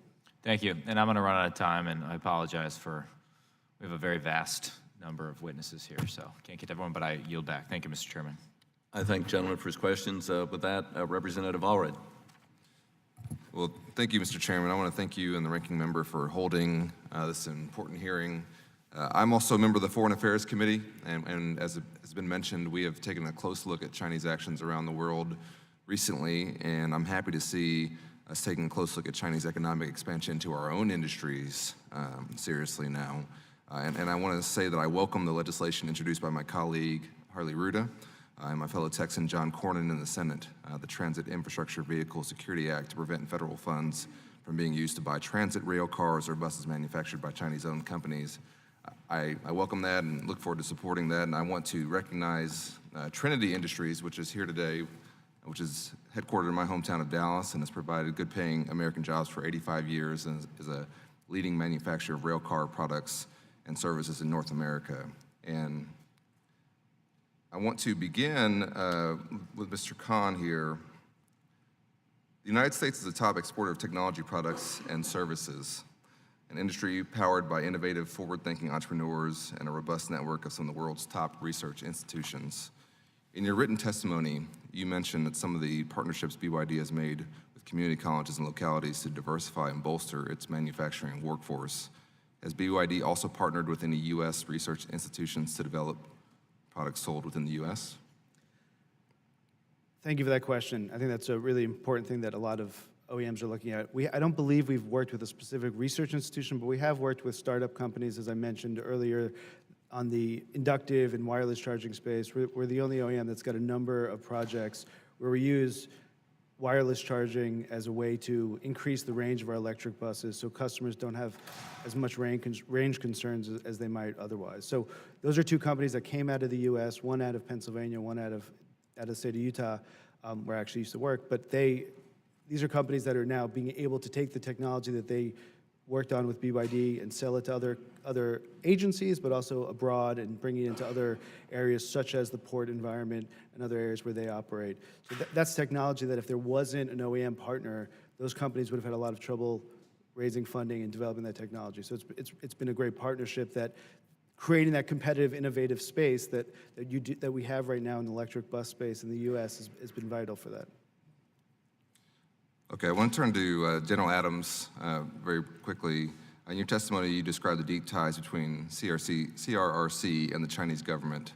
And my question is, would CRRC be able to resist an order from the Chinese government to take a malevolent action against the United States rail system?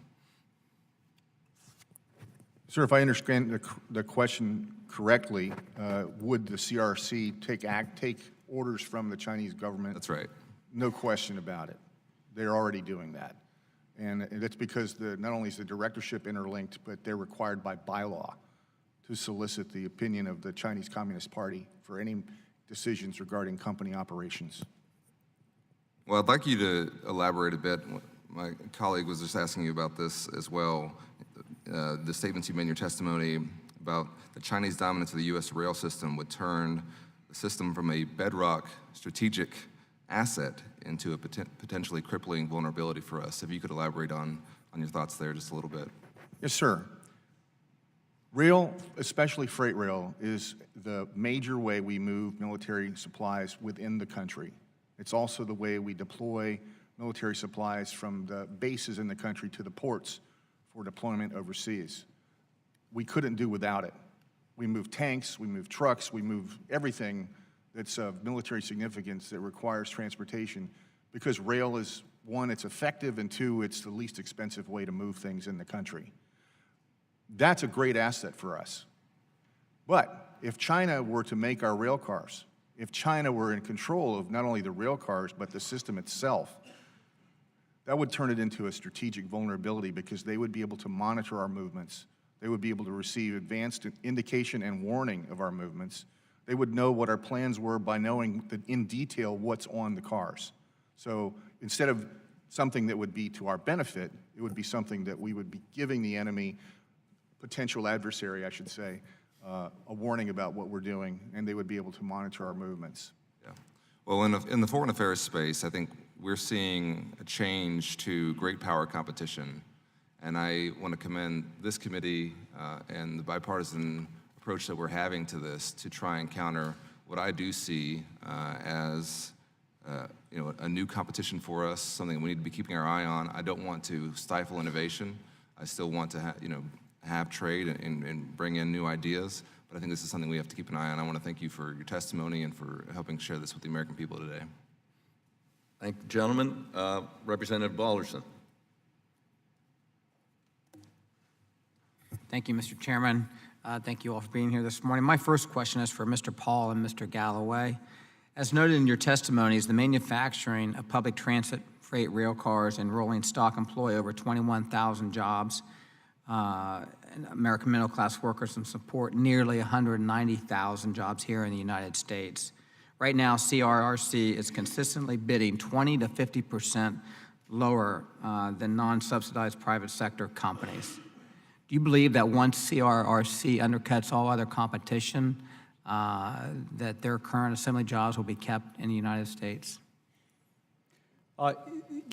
Perhaps in name only. And that's the situation that we're operating under now, Mr. Balderson, is that there is final assembly occurring in the United States, turning the screw, adding very little value, adding some value, but a lot of that content is coming from Chinese imports. In the process, by CRRC underbidding all these other firms, and again, many of them have foreign investment, but they have to operate under market conditions.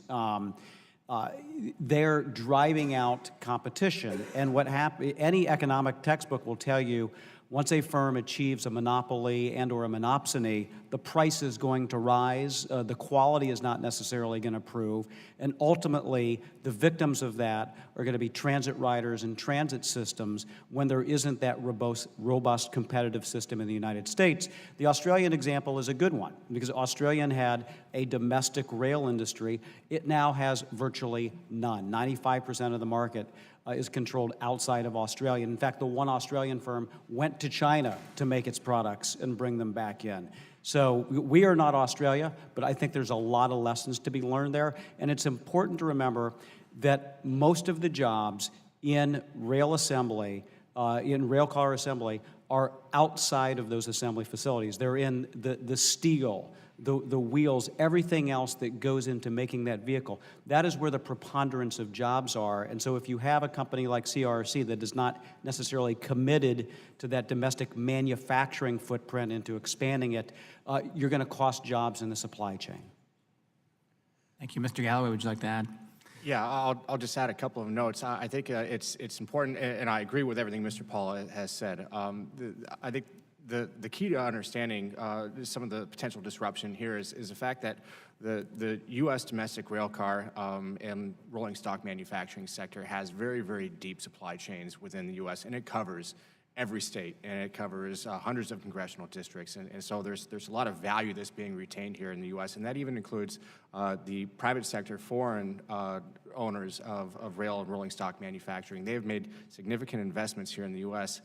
In their own domestic supply, in our domestic supply chain, so that value is being retained.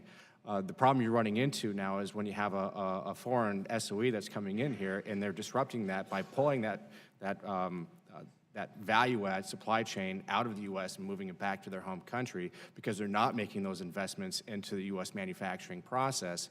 That's where you're going to find a lot of that huge amount of disruption. But going back to my earlier comments, even under the existing Buy America provisions, you're still finding a net loss under SOE type of market activities and conditions. Okay, thank you. And Mr. Paul, my last question to both of you also, but you kind of touched on it with the Australia issue. If Chinese state-owned enterprises are ultimately successful in driving out and undercutting our competition just like they did in Australia, how long do you think it will take for America's railcar manufacturing industry to bounce back? Obviously, there's a lot of factors that go into that, public investment and many other issues. But the roadmap is pretty dire. And we've seen what has happened in other industries in the United States that have been targeted through the 5-year industrial plans or the Made in China 2025. And as I mentioned in my testimony, this is the tip of the iceberg. The procurement market is not insignificant, but the more significant market, I think, for these companies is the U.S. automotive market. And that is of serious concern because that is the very heart of American manufacturing. 1 out of about every 8 or 9 jobs is connected to auto manufacturing in the United States. And so I look at the playbook, and I am very concerned unless the committee and the Congress take some action. Thank you. Mr. Galloway, do you want to follow up, or you're fine? I'm good. Thank you very much, Mr. Chairman. I yield back my remaining time. The 2 seconds. Representative Rauda. Is he here? Nope. Okay. Where? Oh, there he is. Way down. Sorry. Yeah, God, Harley, you're way down there, and I forgot we had so many rows. Thank you, Mr. Chairman. And thank you, Chairman and Ranking Member, for holding today's hearing on such an important topic and for their help and guidance in protecting American manufacturing jobs. I recently introduced the House companion of S-846, the Transit Infrastructure Vehicle Security Act, TIVSA, that would prevent federal transit dollars from being used to procure Chinese transportation assets. The free market principles of capitalism are how the United States of America became the most powerful country in the history of the world. Yet we know non-free market economies and their state-owned enterprises, SOEs, are a direct threat, a national security threat to our country's commitment to fair and open competition. Why? Because SOEs undermine free markets by benefiting from government funding and preferential treatment to undercut the competition. As part of the Made in China 2025 initiative, China has dramatically underwritten its rail and bus industries to the tune of billions of dollars through direct funding and other subsidies. As this committee considers aggressive investments in our infrastructure, we must ensure we are not investing in rail and bus stock that could jeopardize our national security or disadvantage companies based in the United States who operate without the benefit of billions of dollars of direct government funding.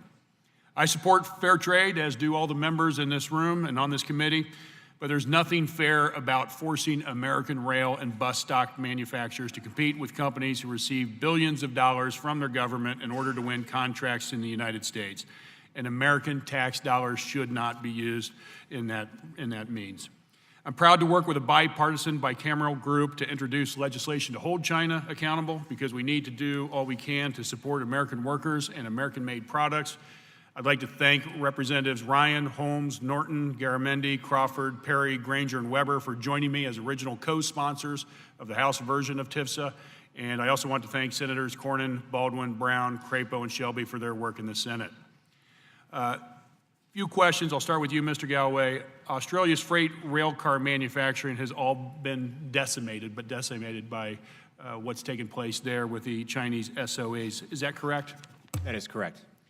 And I think I read somewhere that we're looking at 65,000 American jobs could be at risk if we continue down this process. And if you want to take that question, or the general as well. Our research at Oxford Economics confirms that the freight rail sector, just as a sector within itself. Just that sector alone? Just freight rail car manufacturing, that's correct. Is that direct and indirect jobs? That would be indirect, direct, indirect, and induced effects, that's correct. What's the cost, GDP? The cost of GDP, it's in my notes, it's, I believe it's about $7 or $16 billion. I don't have it on hand, but it's significant. Can you talk about what the ripple effects are through our economy if we use American tax dollars to fund SOEs, the impact of losing those jobs, losing the $7 billion of GDP, and what the ripple effects would be through our economy? Yes, so the ripple effects would be substantial, because you're dealing with supply chains that are domestic. So you have suppliers of all sorts of parts and components, systems and subsystems that are manufactured here in the United States. And it's those jobs that are strong middle-class, middle-income jobs in the U.S. that would be displaced as a result of foreign competition that would be coming in and underpricing and taking that market share away from good corporate citizens and producers of products here in the United States. And Mr. Paul, what's the total level of direct investment by the Chinese government into these SOEs? The value of the 51,000 Chinese state-owned enterprises is $29 trillion. The amount of money they receive is almost incalculable, because it's through every policy aspect that you can imagine, from preferential tax treatment, low-interest loans, a protected home market, labor and environmental regulations that aren't complied with domestically, a misaligned currency from time to time, and the well-established technology transfer and intellectual property theft. And so attracting the R&D and development is well below the cost of doing that in the United States. And so it is the world's largest racket. And if China chooses to do that, I guess that's the Chinese government prerogative. But there's no reason whatsoever why American taxpayers should have to subsidize that, so I'm glad that you introduced the legislation. We're proud to endorse it. So American companies and any companies that follow fair and free trade in a capitalistic process, you invest money, you have revenue, you have expenses, and you have a return to shareholders. Yet these SOEs don't work under those rules, right? There is no obligation for return to shareholders. In fact, by making these massive investments in these companies, they can underprice any other company out there in ways that is absolutely impossible for us. I know the here in gentleman US and feels elsewhere. very passionately about the issue, but he is over time. And Thank you, All Chairman. right. I yield back. I thank you. And now we turn to Representative Palmer. Thank you, Mr. Chairman. Thank you for holding this hearing. Mr. Washington, how much lower in dollars was the CRRC bid versus Hyundai? I believe it was $640, about $35 million, sir. What would that be as a percentage of the difference? Put that in percentage terms. What percent lower than Hyundai? I would say probably about between 5 and 10% or so. Given what we've heard today, I'm amazed that we're even having a discussion about doing business with China. General Adams, the commander of the U.S. Southern Command, says Beijing is using disinformation and debt diplomacy to help Maduro hold on in power. We know that that Xi is pledged $250 billion in investment in infrastructure and energy, infrastructure in Latin America. There was this scandal involving a company called Odebrecht that they've taken over their projects in Colombia, Peru, Brazil, the Dominican Republic. Does it make sense to you that we would allow China to come in? You've already made the case. I'm just going to ask you to repeat it for how problematic this could be and how strategic it could be for China to get into our freight system.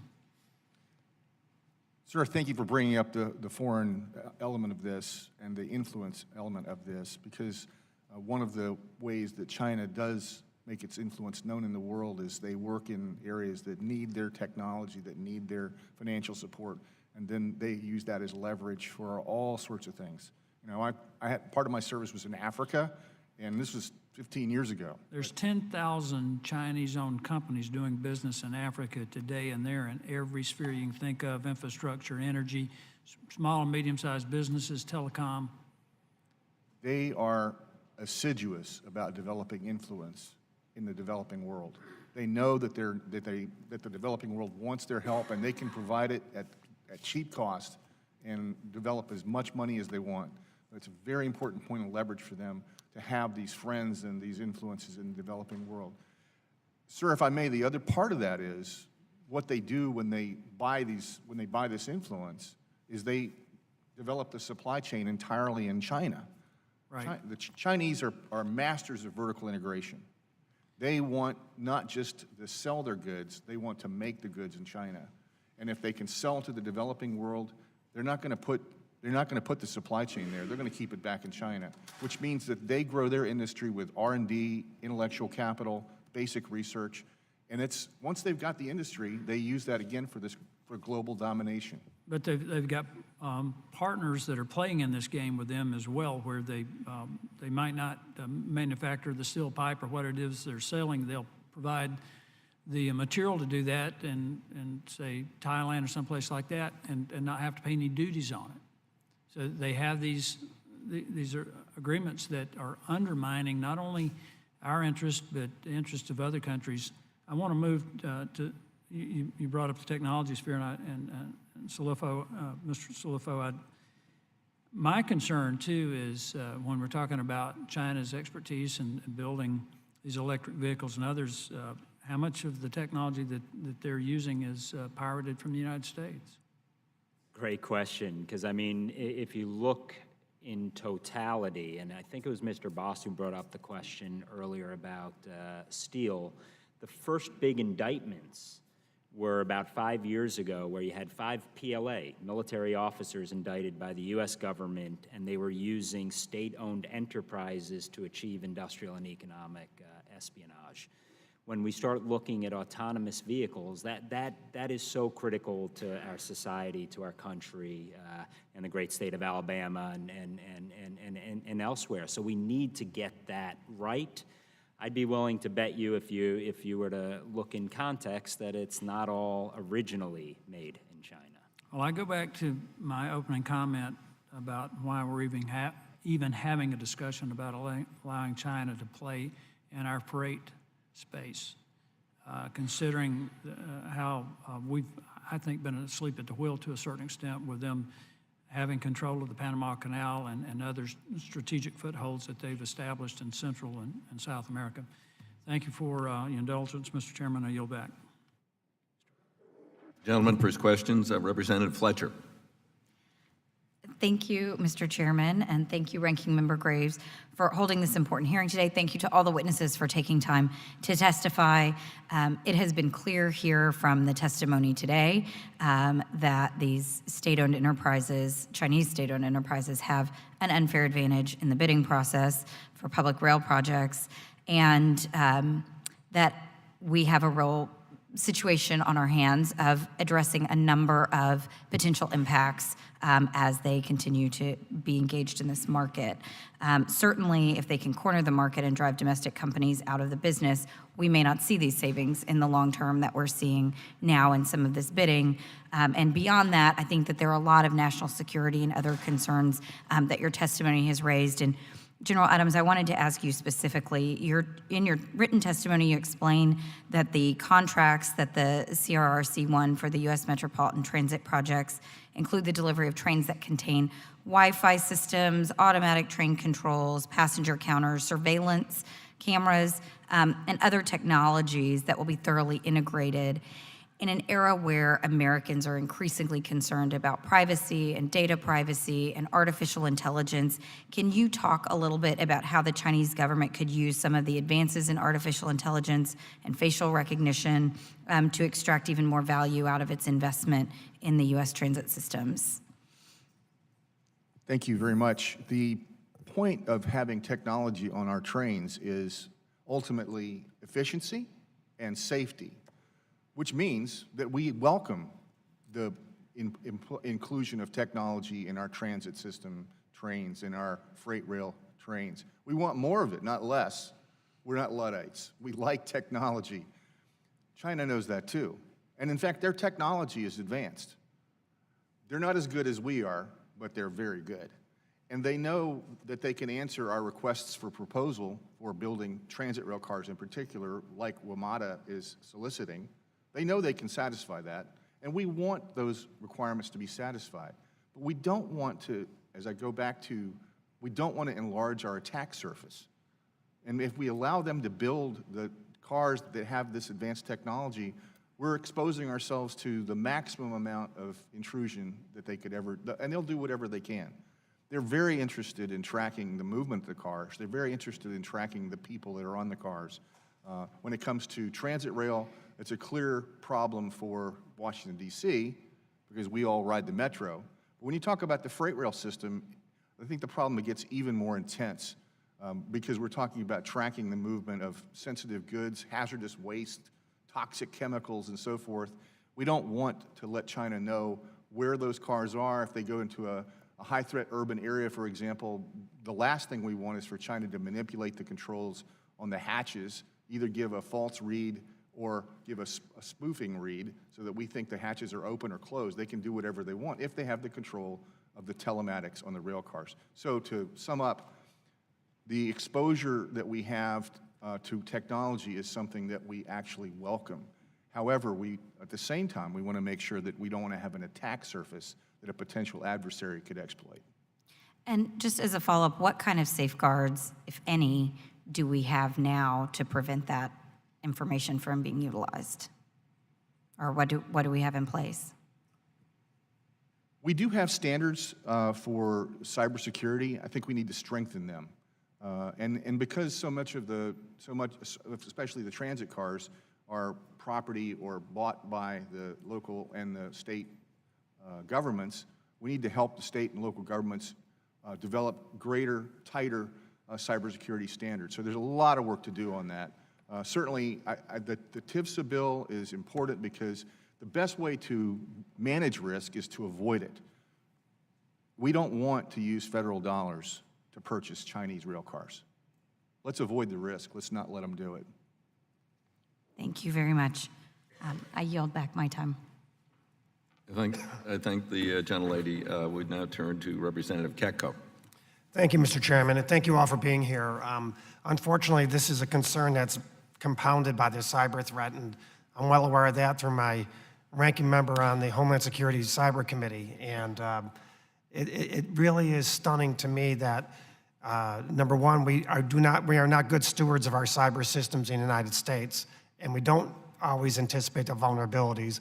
And then we compound that by taking one of the baddest actors in China and giving basic free access to the movement of millions of people and all the implications that has. So I'm very concerned about that. In my previous life, way back when I was starting out as a lawyer, I was an antitrust lawyer. And this sure sounds like predatory pricing to me to price everybody out of the market. And it sure sounds like they're dumping on our market too, basically, products because of state support in government-owned entities. But I want to focus on the cyber threat and all the threats. And I want to use a case example from something that's going on right now. And that is what they're doing in New York City. Governor Cuomo announced in May of 2017 that the MTA would launch the Genius Transit Challenge, a grant program to challenge companies and individuals to develop innovative solutions to improve New York City subway system. On March 9th of last year, they announced that the winners of the grant program would include, you guessed it, CRRC, which invested $50 million of its own funds to develop a new subway car for the MTA transit system, despite the absence of any ongoing procurements. The rail car would include modern train control technology, Wi-Fi, and other systems that could be susceptible to cyber attacks. So, Mr. Slufo, if you could start, and if we have time, General, could you tell me, based on that fact scenario, which is happening, what your concerns are? Big concern. I mean, firstly, we discussed the threat that China poses from a cyber perspective, and quite honestly, we haven't levied consequences or incurred cost for bad behavior. It seems like we're doing quite the opposite if we're rewarding bad behavior with winning potential contracts in the United States. So CRRC has to be looked at in the broader context of what we've seen in other sectors, in other environments, and I think that that's important. Bottom line in all this is we've let the bad guys have run of the field. And I think we need to change that. You've done some amazing work historically as a prosecutor, and I do think we need to start prosecuting some of these bad actors, but we need to bring other instruments to bear as well, be those economic, and in some cases, maybe even military. But at the end of the day, we've yet to articulate a deterrent strategy to dissuade, deter, and if need be, compel bad behavior. And amidst all this, you've got economic levers that we're just not minding the store. So as a former New Yorker, I really hope that we don't I appreciate your comments. And General, if you could focus a little bit more, I understand the problem, but focus more on this particular situation. What could go wrong with the Chinese rail cars in New York City in the current fact pattern? The most effective cyber attack is one we never know about. And the sooner we know about it, the least effective it is. They have succeeded in flying under the radar, to use another military term, for a long time. We don't even know the extent of their intrusion. In fact, the minute we find out about it, it's going to be too late. Too late. That's the problem that really concerns me. We've already seen how they conduct business. They conduct business under the radar, surreptitiously, without raising any concerns. And again, to look at the glass half full, this hearing is a wonderful way to shine some light on the situation, and I appreciate the questions. But I think we need to be much more resolute and diligent, even than we are today. I know our intelligence agencies are working on the problem, and I presume that you have heard some of their concerns. I'm happy that they are, and have great confidence that they're doing resolute work on this issue. But we and the public also need to know that we're taking this issue seriously. State and local governments don't have access to that information. They're making decisions, I'm sure in good faith, but in the blind. And I think the more we can tell about the incipient and insidious threats that we have from China and the way they exploit our technology for their own purposes, the better off we're going to be. I thank you. I'll back my 7 seconds, Mr. Chairman. I thank the gentleman. We'll use it wisely. I'd now turn to Representative Brownlee. Thank you, Mr. Chairman, and thank you for holding this hearing on the impacts of state-owned enterprises in the transit and rail industry. Throughout my career in public service, I have supported Buy America and Buy American laws. In fact, I've consistently co-sponsored legislation to improve these laws, and I continue to believe we must strive to do everything possible to promote jobs and manufacturing in our country and in California, which is my home state. Lancaster, California is home to one of BYD's manufacturing facilities and employs 900 individuals. Lancaster is very close to my congressional district and probably employs many of my constituents. I've heard from the sheet metal, air, rail, and transportation workers unions that represent most of these employees, and they have raised real concerns about the loss of jobs should BYD be prohibited from doing business with our local transit agencies. I'm also concerned about how this issue relates to addressing climate change. In California, we've passed a new law requiring transit agencies to transition to zero-emission buses by 2029. I believe we should pass similar legislation at the federal level, and I've introduced the Green Bus Act to accomplish that purpose. I hope, Mr. Chairman, that we can look to calibrate a solution as it relates to transit and to transit only to improve Buy America, and I hope we can distinguish between bad actions of state-owned companies and investments that create good jobs and help us address climate change. And Mr. Chairman, I hope we can work together to ensure all these issues are fully debated and considered before moving forward. And finally, I would just like to say to my colleagues on the other side of the aisle, China is investing in clean energies in the United States because China's leadership knows our cities and counties want to move to a clean economy, and they want to move to a clean economy as quickly as they possibly can. So let's be clear, China's strategy fits very neatly into their Made in China by 2025 plan to become the world manufacturing power in 10 years. So we need to take the lead on clean energy. So I've gotten that off my chest, and I will then ask, I'd like to ask Mr. Paul, and this question is directed at transit and not rail. Is there a solution, a calibrated solution, that does not simply just require creating a new U.S. manufacturing here in the United States? It's a good question, and I will say I come this from the perspective, my background, I was a CWA member, a shop steward. I represented workers at the AFL-CIO. I have deep concern about the dignity of work and about the future of work in the United States. I think there does need to be a level playing field, and I think that BYD as a corporate entity owes some answers about some of its subsidies and what have you. I do think that, and I agree with you, that electrification is the future and that we ought to be a big part of it and investing in it as well. I think one way to achieve that goal is to have a robust infrastructure investment so that there are more companies that know that there is a sustainable, large enough market for them to make long-term investments in their workers and capital in the United States. And so I will say that. I don't think it's a question of pitting the workers in Lancaster against everybody else. We are all in this together. And I do believe that there's a solution. I also believe that every company needs to play by the rules, and those rules need to be strictly enforced.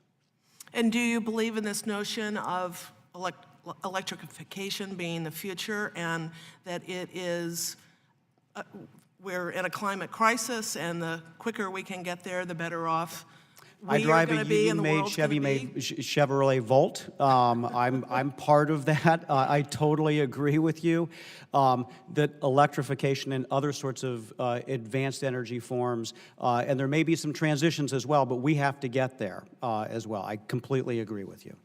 Thank you very much. I see my time is up, so I will yield back, Mr. Chairman. Thank you for the time. I thank the gentlelady, now Representative Babin. Sir, thank you so much, Mr. Chairman. This is a very, very valuable and revealing hearing. It shows just how serious the threat is, not only in the transportation issue, but many, many other issues that our country is facing. Thank you for having this.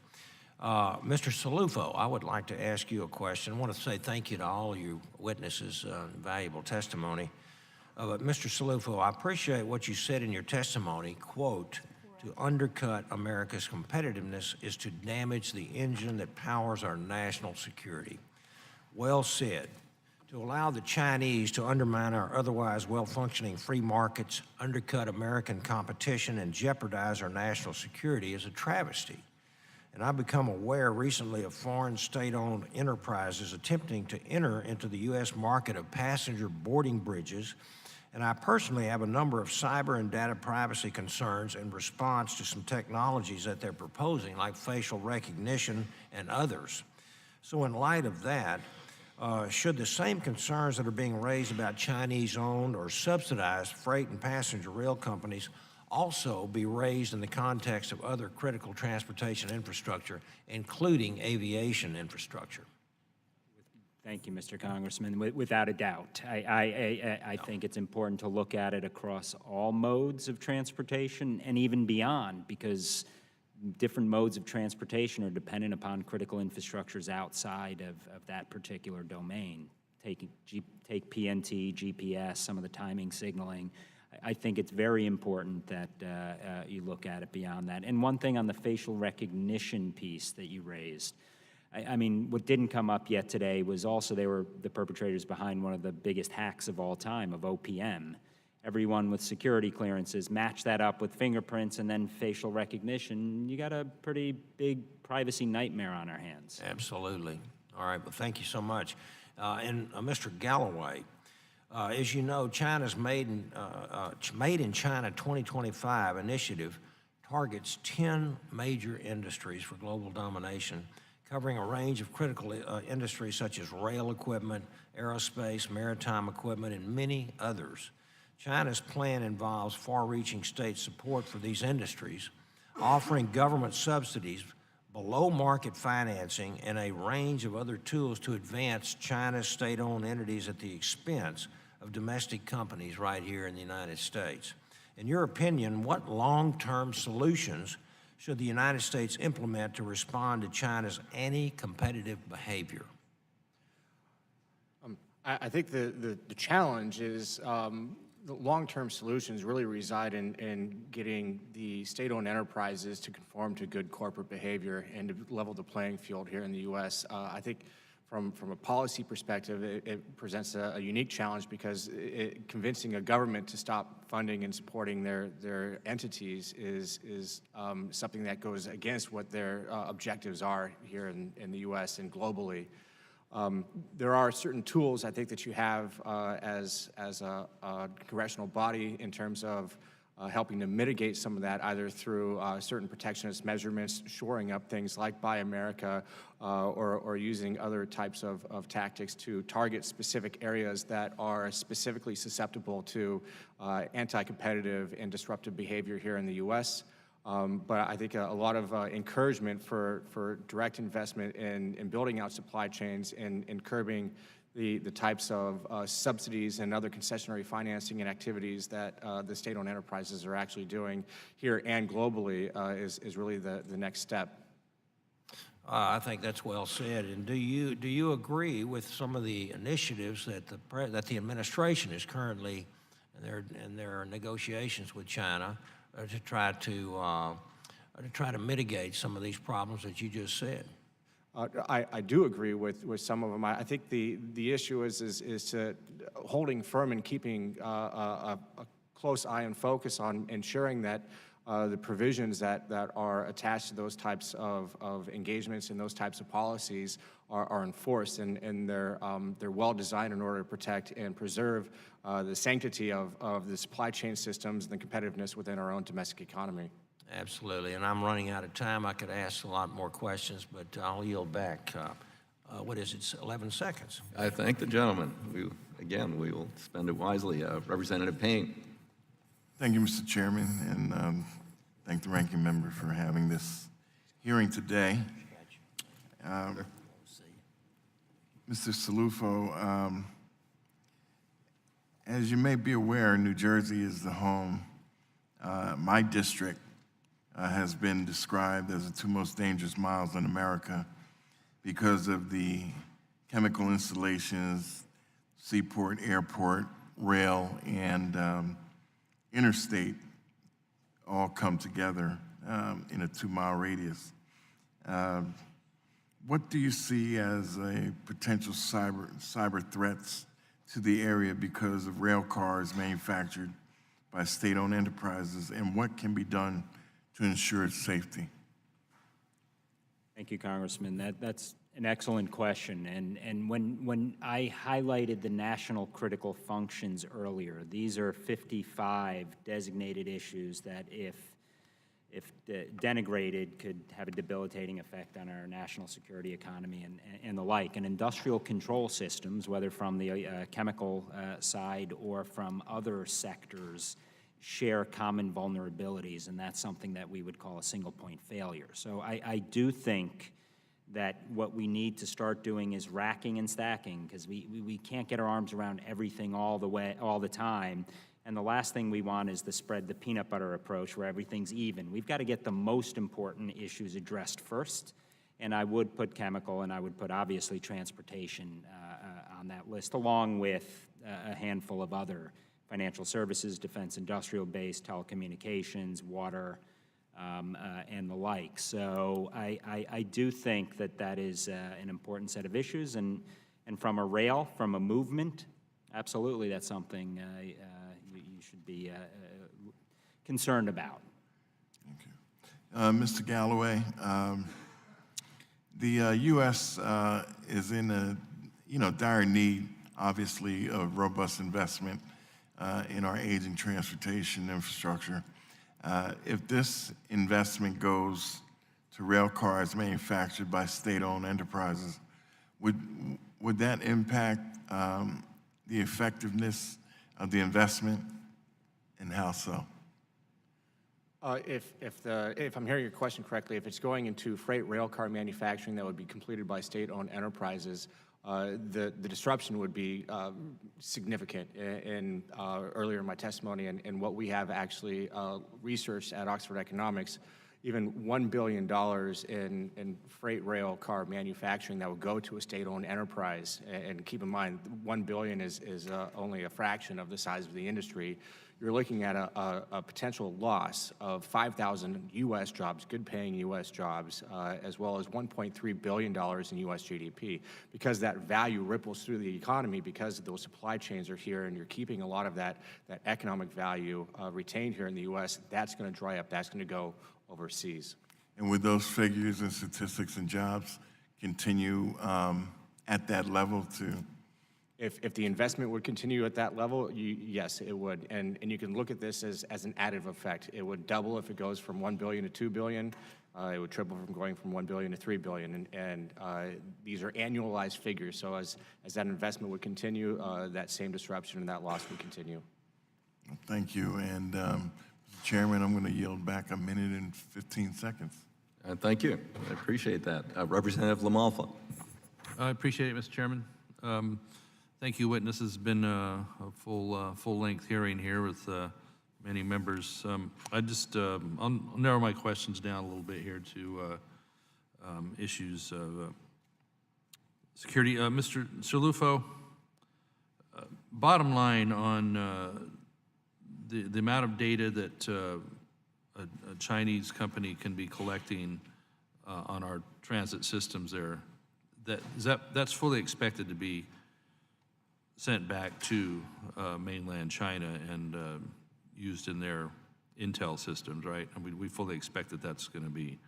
That is a major concern, yes, as General Keith Alexander, then director of the National Security Agency, referred to it as the greatest transfer of wealth in our history, so intellectual property theft.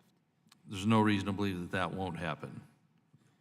No reason. I mean, obviously, you want to agnostic to everyone. You want to put in all the right security controls you can and standards, and most importantly, here's the reality: the threat moves so fast, technology changes, that you've got to be testing your systems all the time, red teaming and looking for vulnerabilities. Don't expect, I mean, if you legislate a law right now that tries to handle security itself, not the importance of security, it's going to be out of date by the time the ink dries. So you want to consistently probe and test our systems, and that's maybe where the mandate should be. To hack-proof them, et cetera? As much as you can hack-proof them, yes, or at least minimize the impact and consequences when the inevitable occurs. They are hacked.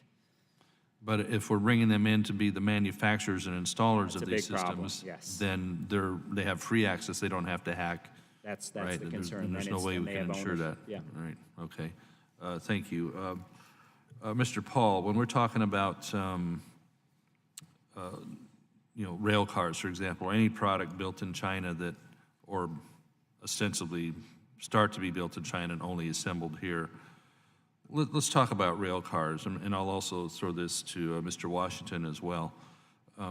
What kind of, bottom line, if the bidders are looking for savings involved by using Chinese-made products as over American-made, what kind of savings, percentage-wise or dollar-wise, are you looking at for a transit rail car? I mean, what are you really saving at the end of the day? And I come from Northern California, where only a couple hours from me is the Bay Bridge, which, the cost overruns on that or something else, but also immediately as they're building it, or immediately after it was deemed ready, they're talking about quality issues with bolts and type of metal and the way it was, the metal was initially manufactured. So, compare all those things, please. Yeah, well, and I specifically remember the Bay Bridge example because California taxpayers essentially subsidized an enterprise in China, in Shenzhen, to begin a bridge building exercise that resulted in cost overruns and delays and ultimately didn't deliver what it promised. With respect to CRRC... I know people that won't drive across the bridge. Yeah. I mean, yeah. I'm not scared, but... In addition to the traffic, the safety. So, yeah. Right. I mean, So CRRC entered the U.S. market a few years ago, first in Massachusetts, and it won a contract after combining with another company that was another Chinese-owned company that was disqualified from the bidding process, and it undercut every bidder. It then quickly secured contracts in Philadelphia, in Chicago, in Los Angeles, and I think the representative from Los Angeles said that the bid could have been 10% under. In some cases, it was tens of millions or even hundreds of millions of dollars less than the next lowest bidder. And CRRC was able to do this because it's a loss leader. This is not a profit-making enterprise. This is a tool of Chinese state power designed to build an industrial capacity and dominate a market. I'm going to run out of time here real quickly. So bottom line, and then Mr. Washington, what initial savings for those that are tempted by that bid would they see? Just a few seconds, please. Well, on paper, just a rough it could number, be yeah. up to 30 or 40%. Yeah, That may not be the case down the road, as you've mentioned, but it can be quite sizable. Okay, Mr. Washington, please. Yeah, I would just say that, first of all, current federal procurement rules don't allow public agencies to disqualify a CRRC or an SOE or an SOE-influenced agency. I would also say, and I mentioned earlier, that the delta between the CRRC and the second bidder was between 5 and 10%. It was actually 3.5%.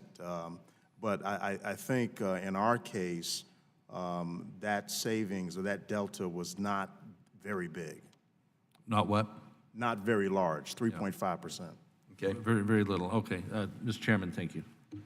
I thank the gentleman. I just going to do a little editorial comment at this point, since you raised the new Oakland Bay Bridge. When I chaired the Surface Transportation Subcommittee back in probably 08 or 09, I held a hearing on that procurement, and we had the successful bidder sitting right there. And he had bid the U.S. side and the China side. And I said to him, well, how is it that do they have the capability of building this bridge in China? I said, I'm not aware that, because of the innovative design. He said, oh, no. No, he said, I'm going to build a factory over there. And I said to him, well, what if I tightened up the Buy America? He said, oh, I'd build the factory here. That's on the record. I mean, just pathetic what we've done. With that, Representative Malinowski. Thank you, Mr. Chairman. As a predicate to my question, let me make a couple of comments. First of all, China is setting up the most sophisticated surveillance state in human history. If you live in China, particularly in a sensitive area, we're at a point where the government is essentially tracking your movements 24/7 through apps installed on your phone, and of course, surveillance cameras that are everywhere with facial recognition that's getting better and better. Number two, we're seeing that China, among other countries, is increasingly brazen in extending the tentacles of its repressive apparatus to other countries. Just last week, we saw Amnesty International couldn't rent office space in New York City because a Chinese state-owned enterprise owned the building and told them no. In New York City, we had a Canadian member of parliament using a WeChat page to communicate with her Chinese Canadian constituents, and her posts were being taken down by the Chinese government in Canada. More to the point, we have thousands and thousands and thousands of Chinese Americans living in the United States, many of whom have taken refuge in this country, many of whom are dissidents, they're critics of the Chinese government, and in the last couple of years, more and more reports of Chinese agents in the United States directly confronting them, threatening them, of course, threatening their family members still back home in China. So these are people, not hypothetical, these are people in the United States that are persons of great interest to the Chinese government today. General, I wanted to ask you, describe how China could use the fact that it is manufacturing train rail cars, investing in mass transit in the United States to follow these people and enable harassment of these people.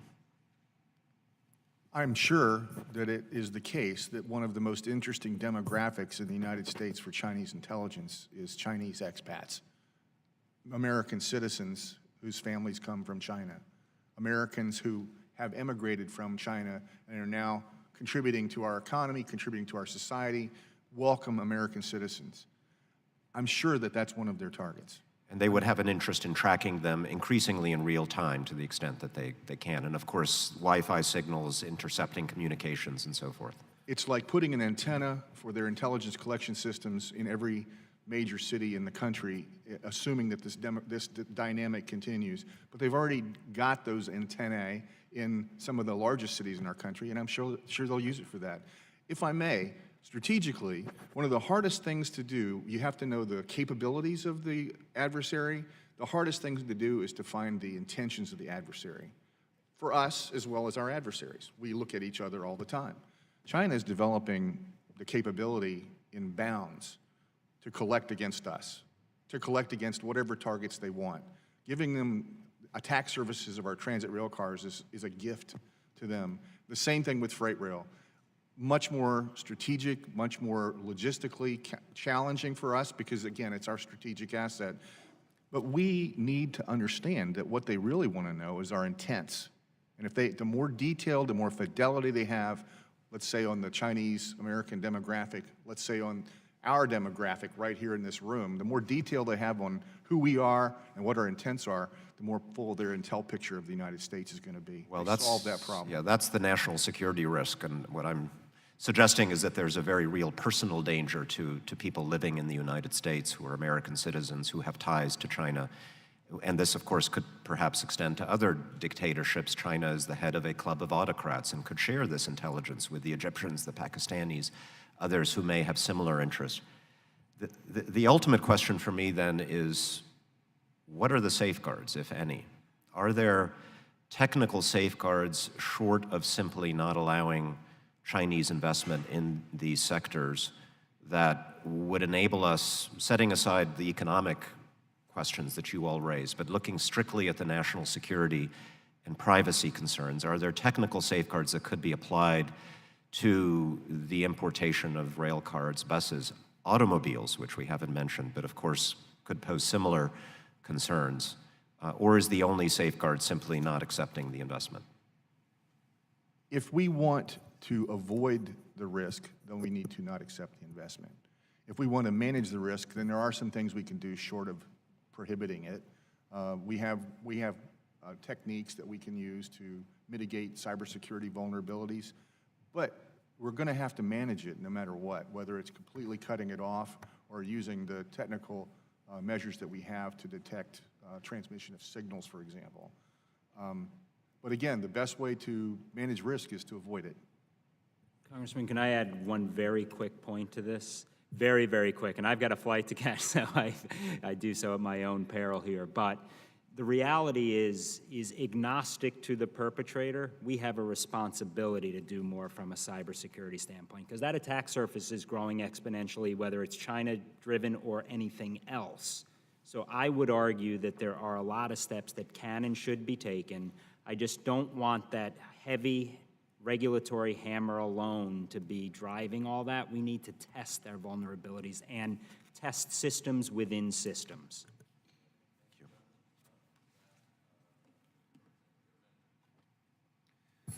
Thank you, Mr. Chairman. As you know, and those who have followed my time here in Congress, Make It in America has been my theme. Multiple pieces of legislation over the years and more than enough talking.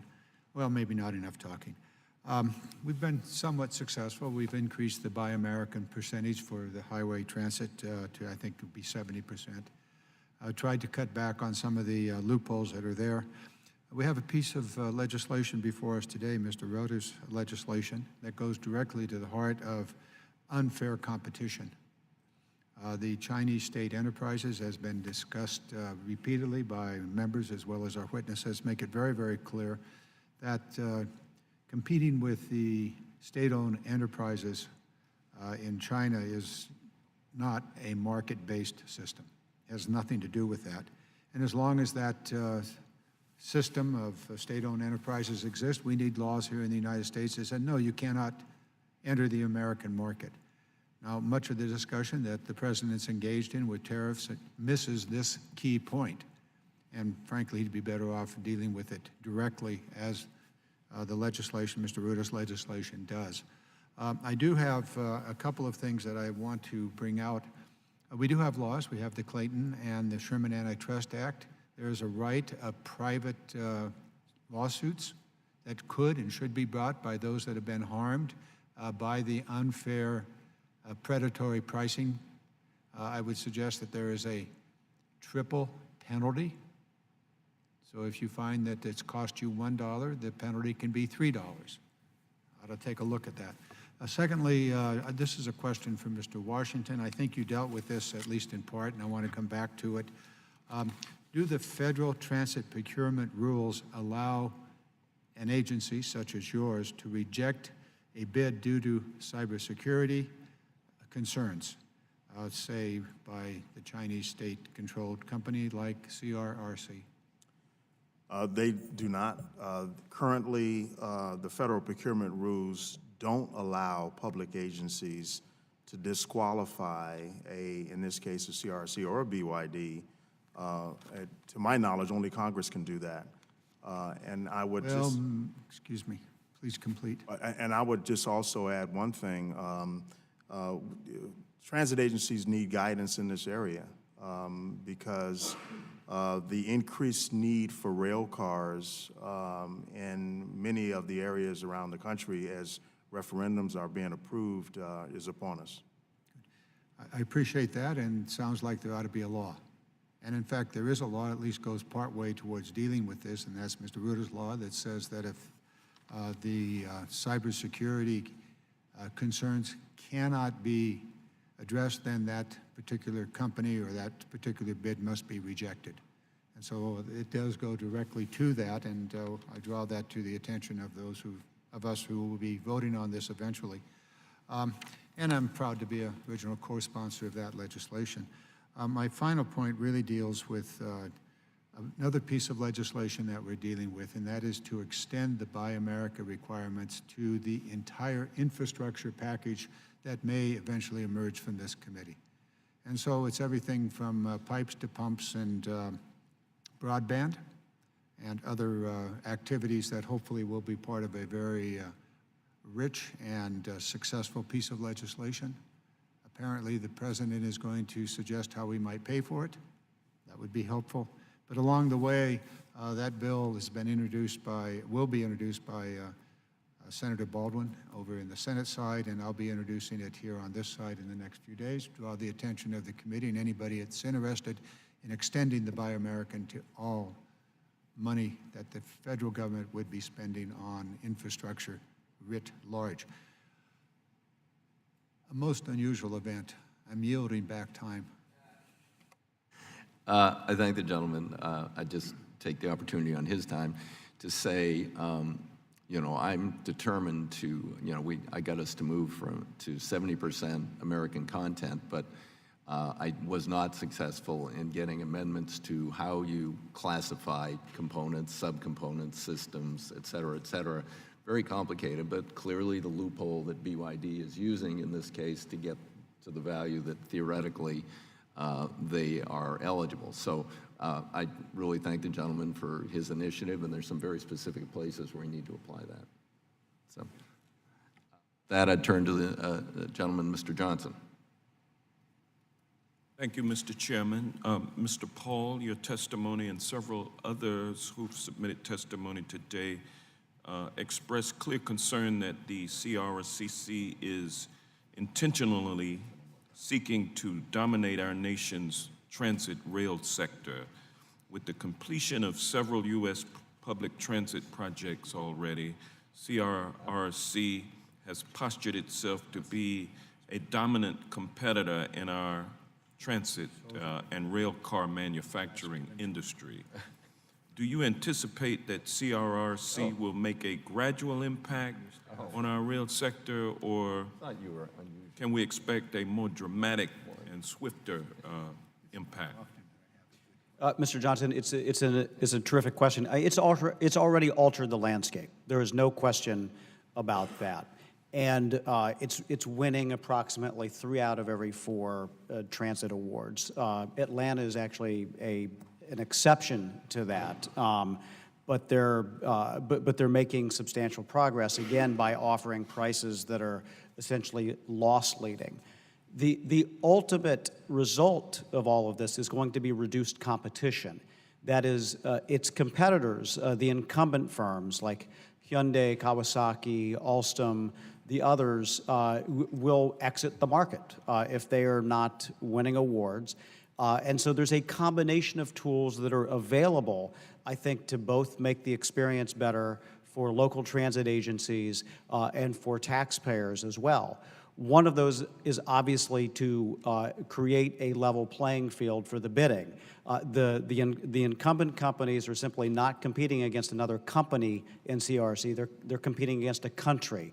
That's the issue that the TIVSA would alleviate. So the other issue, which how do you level that playing field? How do you level that playing field? Well, that would exclude state-owned enterprises from competing for the contracts, and so CRC would need to divest itself of its interests in the Chinese government or find another buyer for its assets. The other issue, and I think this is an important one, is the size of the transit spend. And that has been an impediment for many firms to stay engaged in the U.S. market.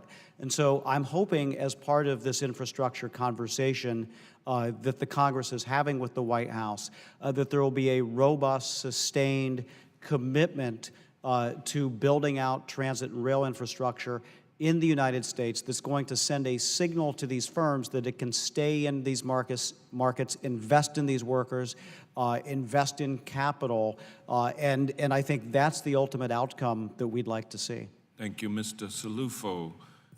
The integration of Chinese technology into our transit network is intertwined with national security.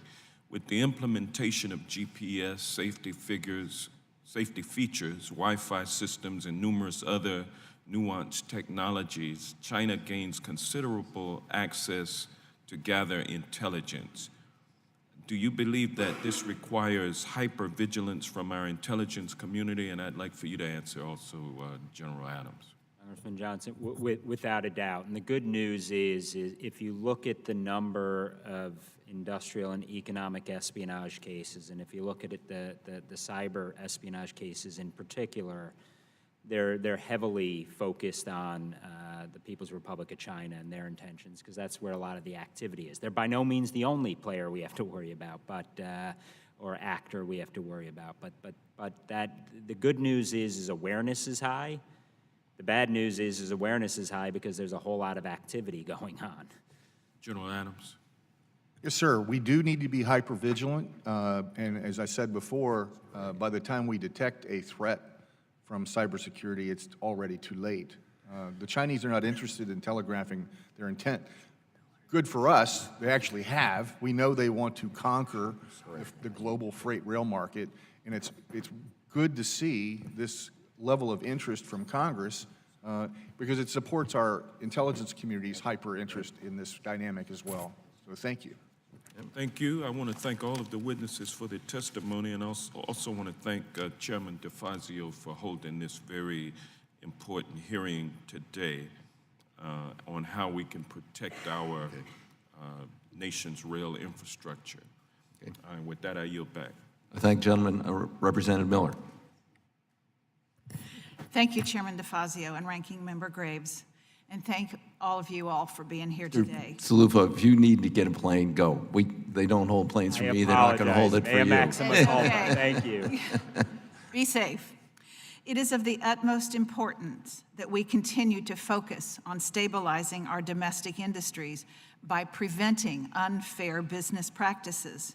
We know that anti-competitive business practices among the SOES should damage private sector rail cars manufacturing, could damage rail car manufacturing, and create an imbalance leading to the loss of jobs in the United States. The rail car manufacturing industry is one that we must protect. Mr. Galloway, I enjoyed your quote on the internal structure of how a competitive market is supposed to work. The advantages given to state-owned enterprises threaten to undermine the benefits gained from fair competition in true private sector productions, such as improving efficiency and technological advancement. You state that the anti-competitive practices displace private sector competitors, causing a domino effect throughout the United States supply chains and the business owners, workers, and families who rely on them. What are some ways in which Congress can improve oversight to ensure that state-owned enterprises do not upset our rail economy? I think from a policy perspective and an action perspective, in ensuring that state-owned enterprises are behaving as good corporate citizens, they're making the investments necessary in the U.S. to produce goods here in the U.S. Rather than offshoring their supply chains and their goods production back to the Chinese economy or elsewhere is critical to maintaining that level playing field.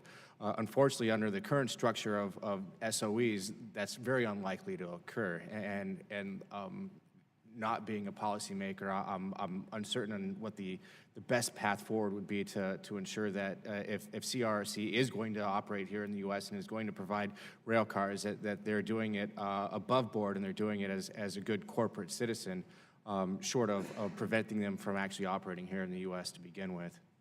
What is the future of the world market if this behavior continues? Well, I think we're already seeing with the future of the world market, which is heavy displacement of domestic rail car manufacturing in many different countries.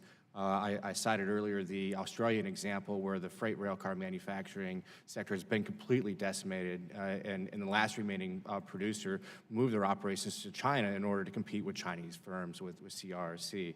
And you're seeing this type of cascading effect across a lot of other markets, both developed and developing, where there were rail car sectors that existed that are no longer the case.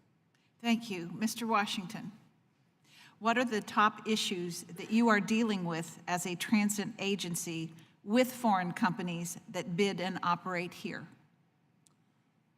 Well, I think one of the top issues is making sure that they invest in the local area, which is why we included in the evaluation criteria local employment plans and local employment requirements.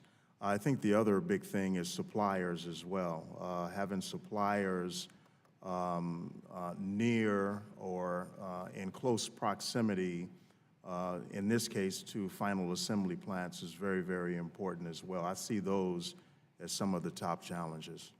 Would those suppliers be locally owned as well? Pardon me? Would the suppliers be locally owned? The suppliers can be locally owned, yes. We prefer that. We definitely prefer that, which is why I said in my statement the idea that we need to stand up our own passenger rail car manufacturing facility in this country / an industrial yard with suppliers located there as well. Okay, thank you. I yield back my time. Thank you, gentlelady. Seeing no other members prepared to ask questions, I would thank all the members of the panel for their interesting and instructive testimony and the amount of time you devoted to us today. This is a critical issue, and thank you for being here. With that, the committee stands adjourned.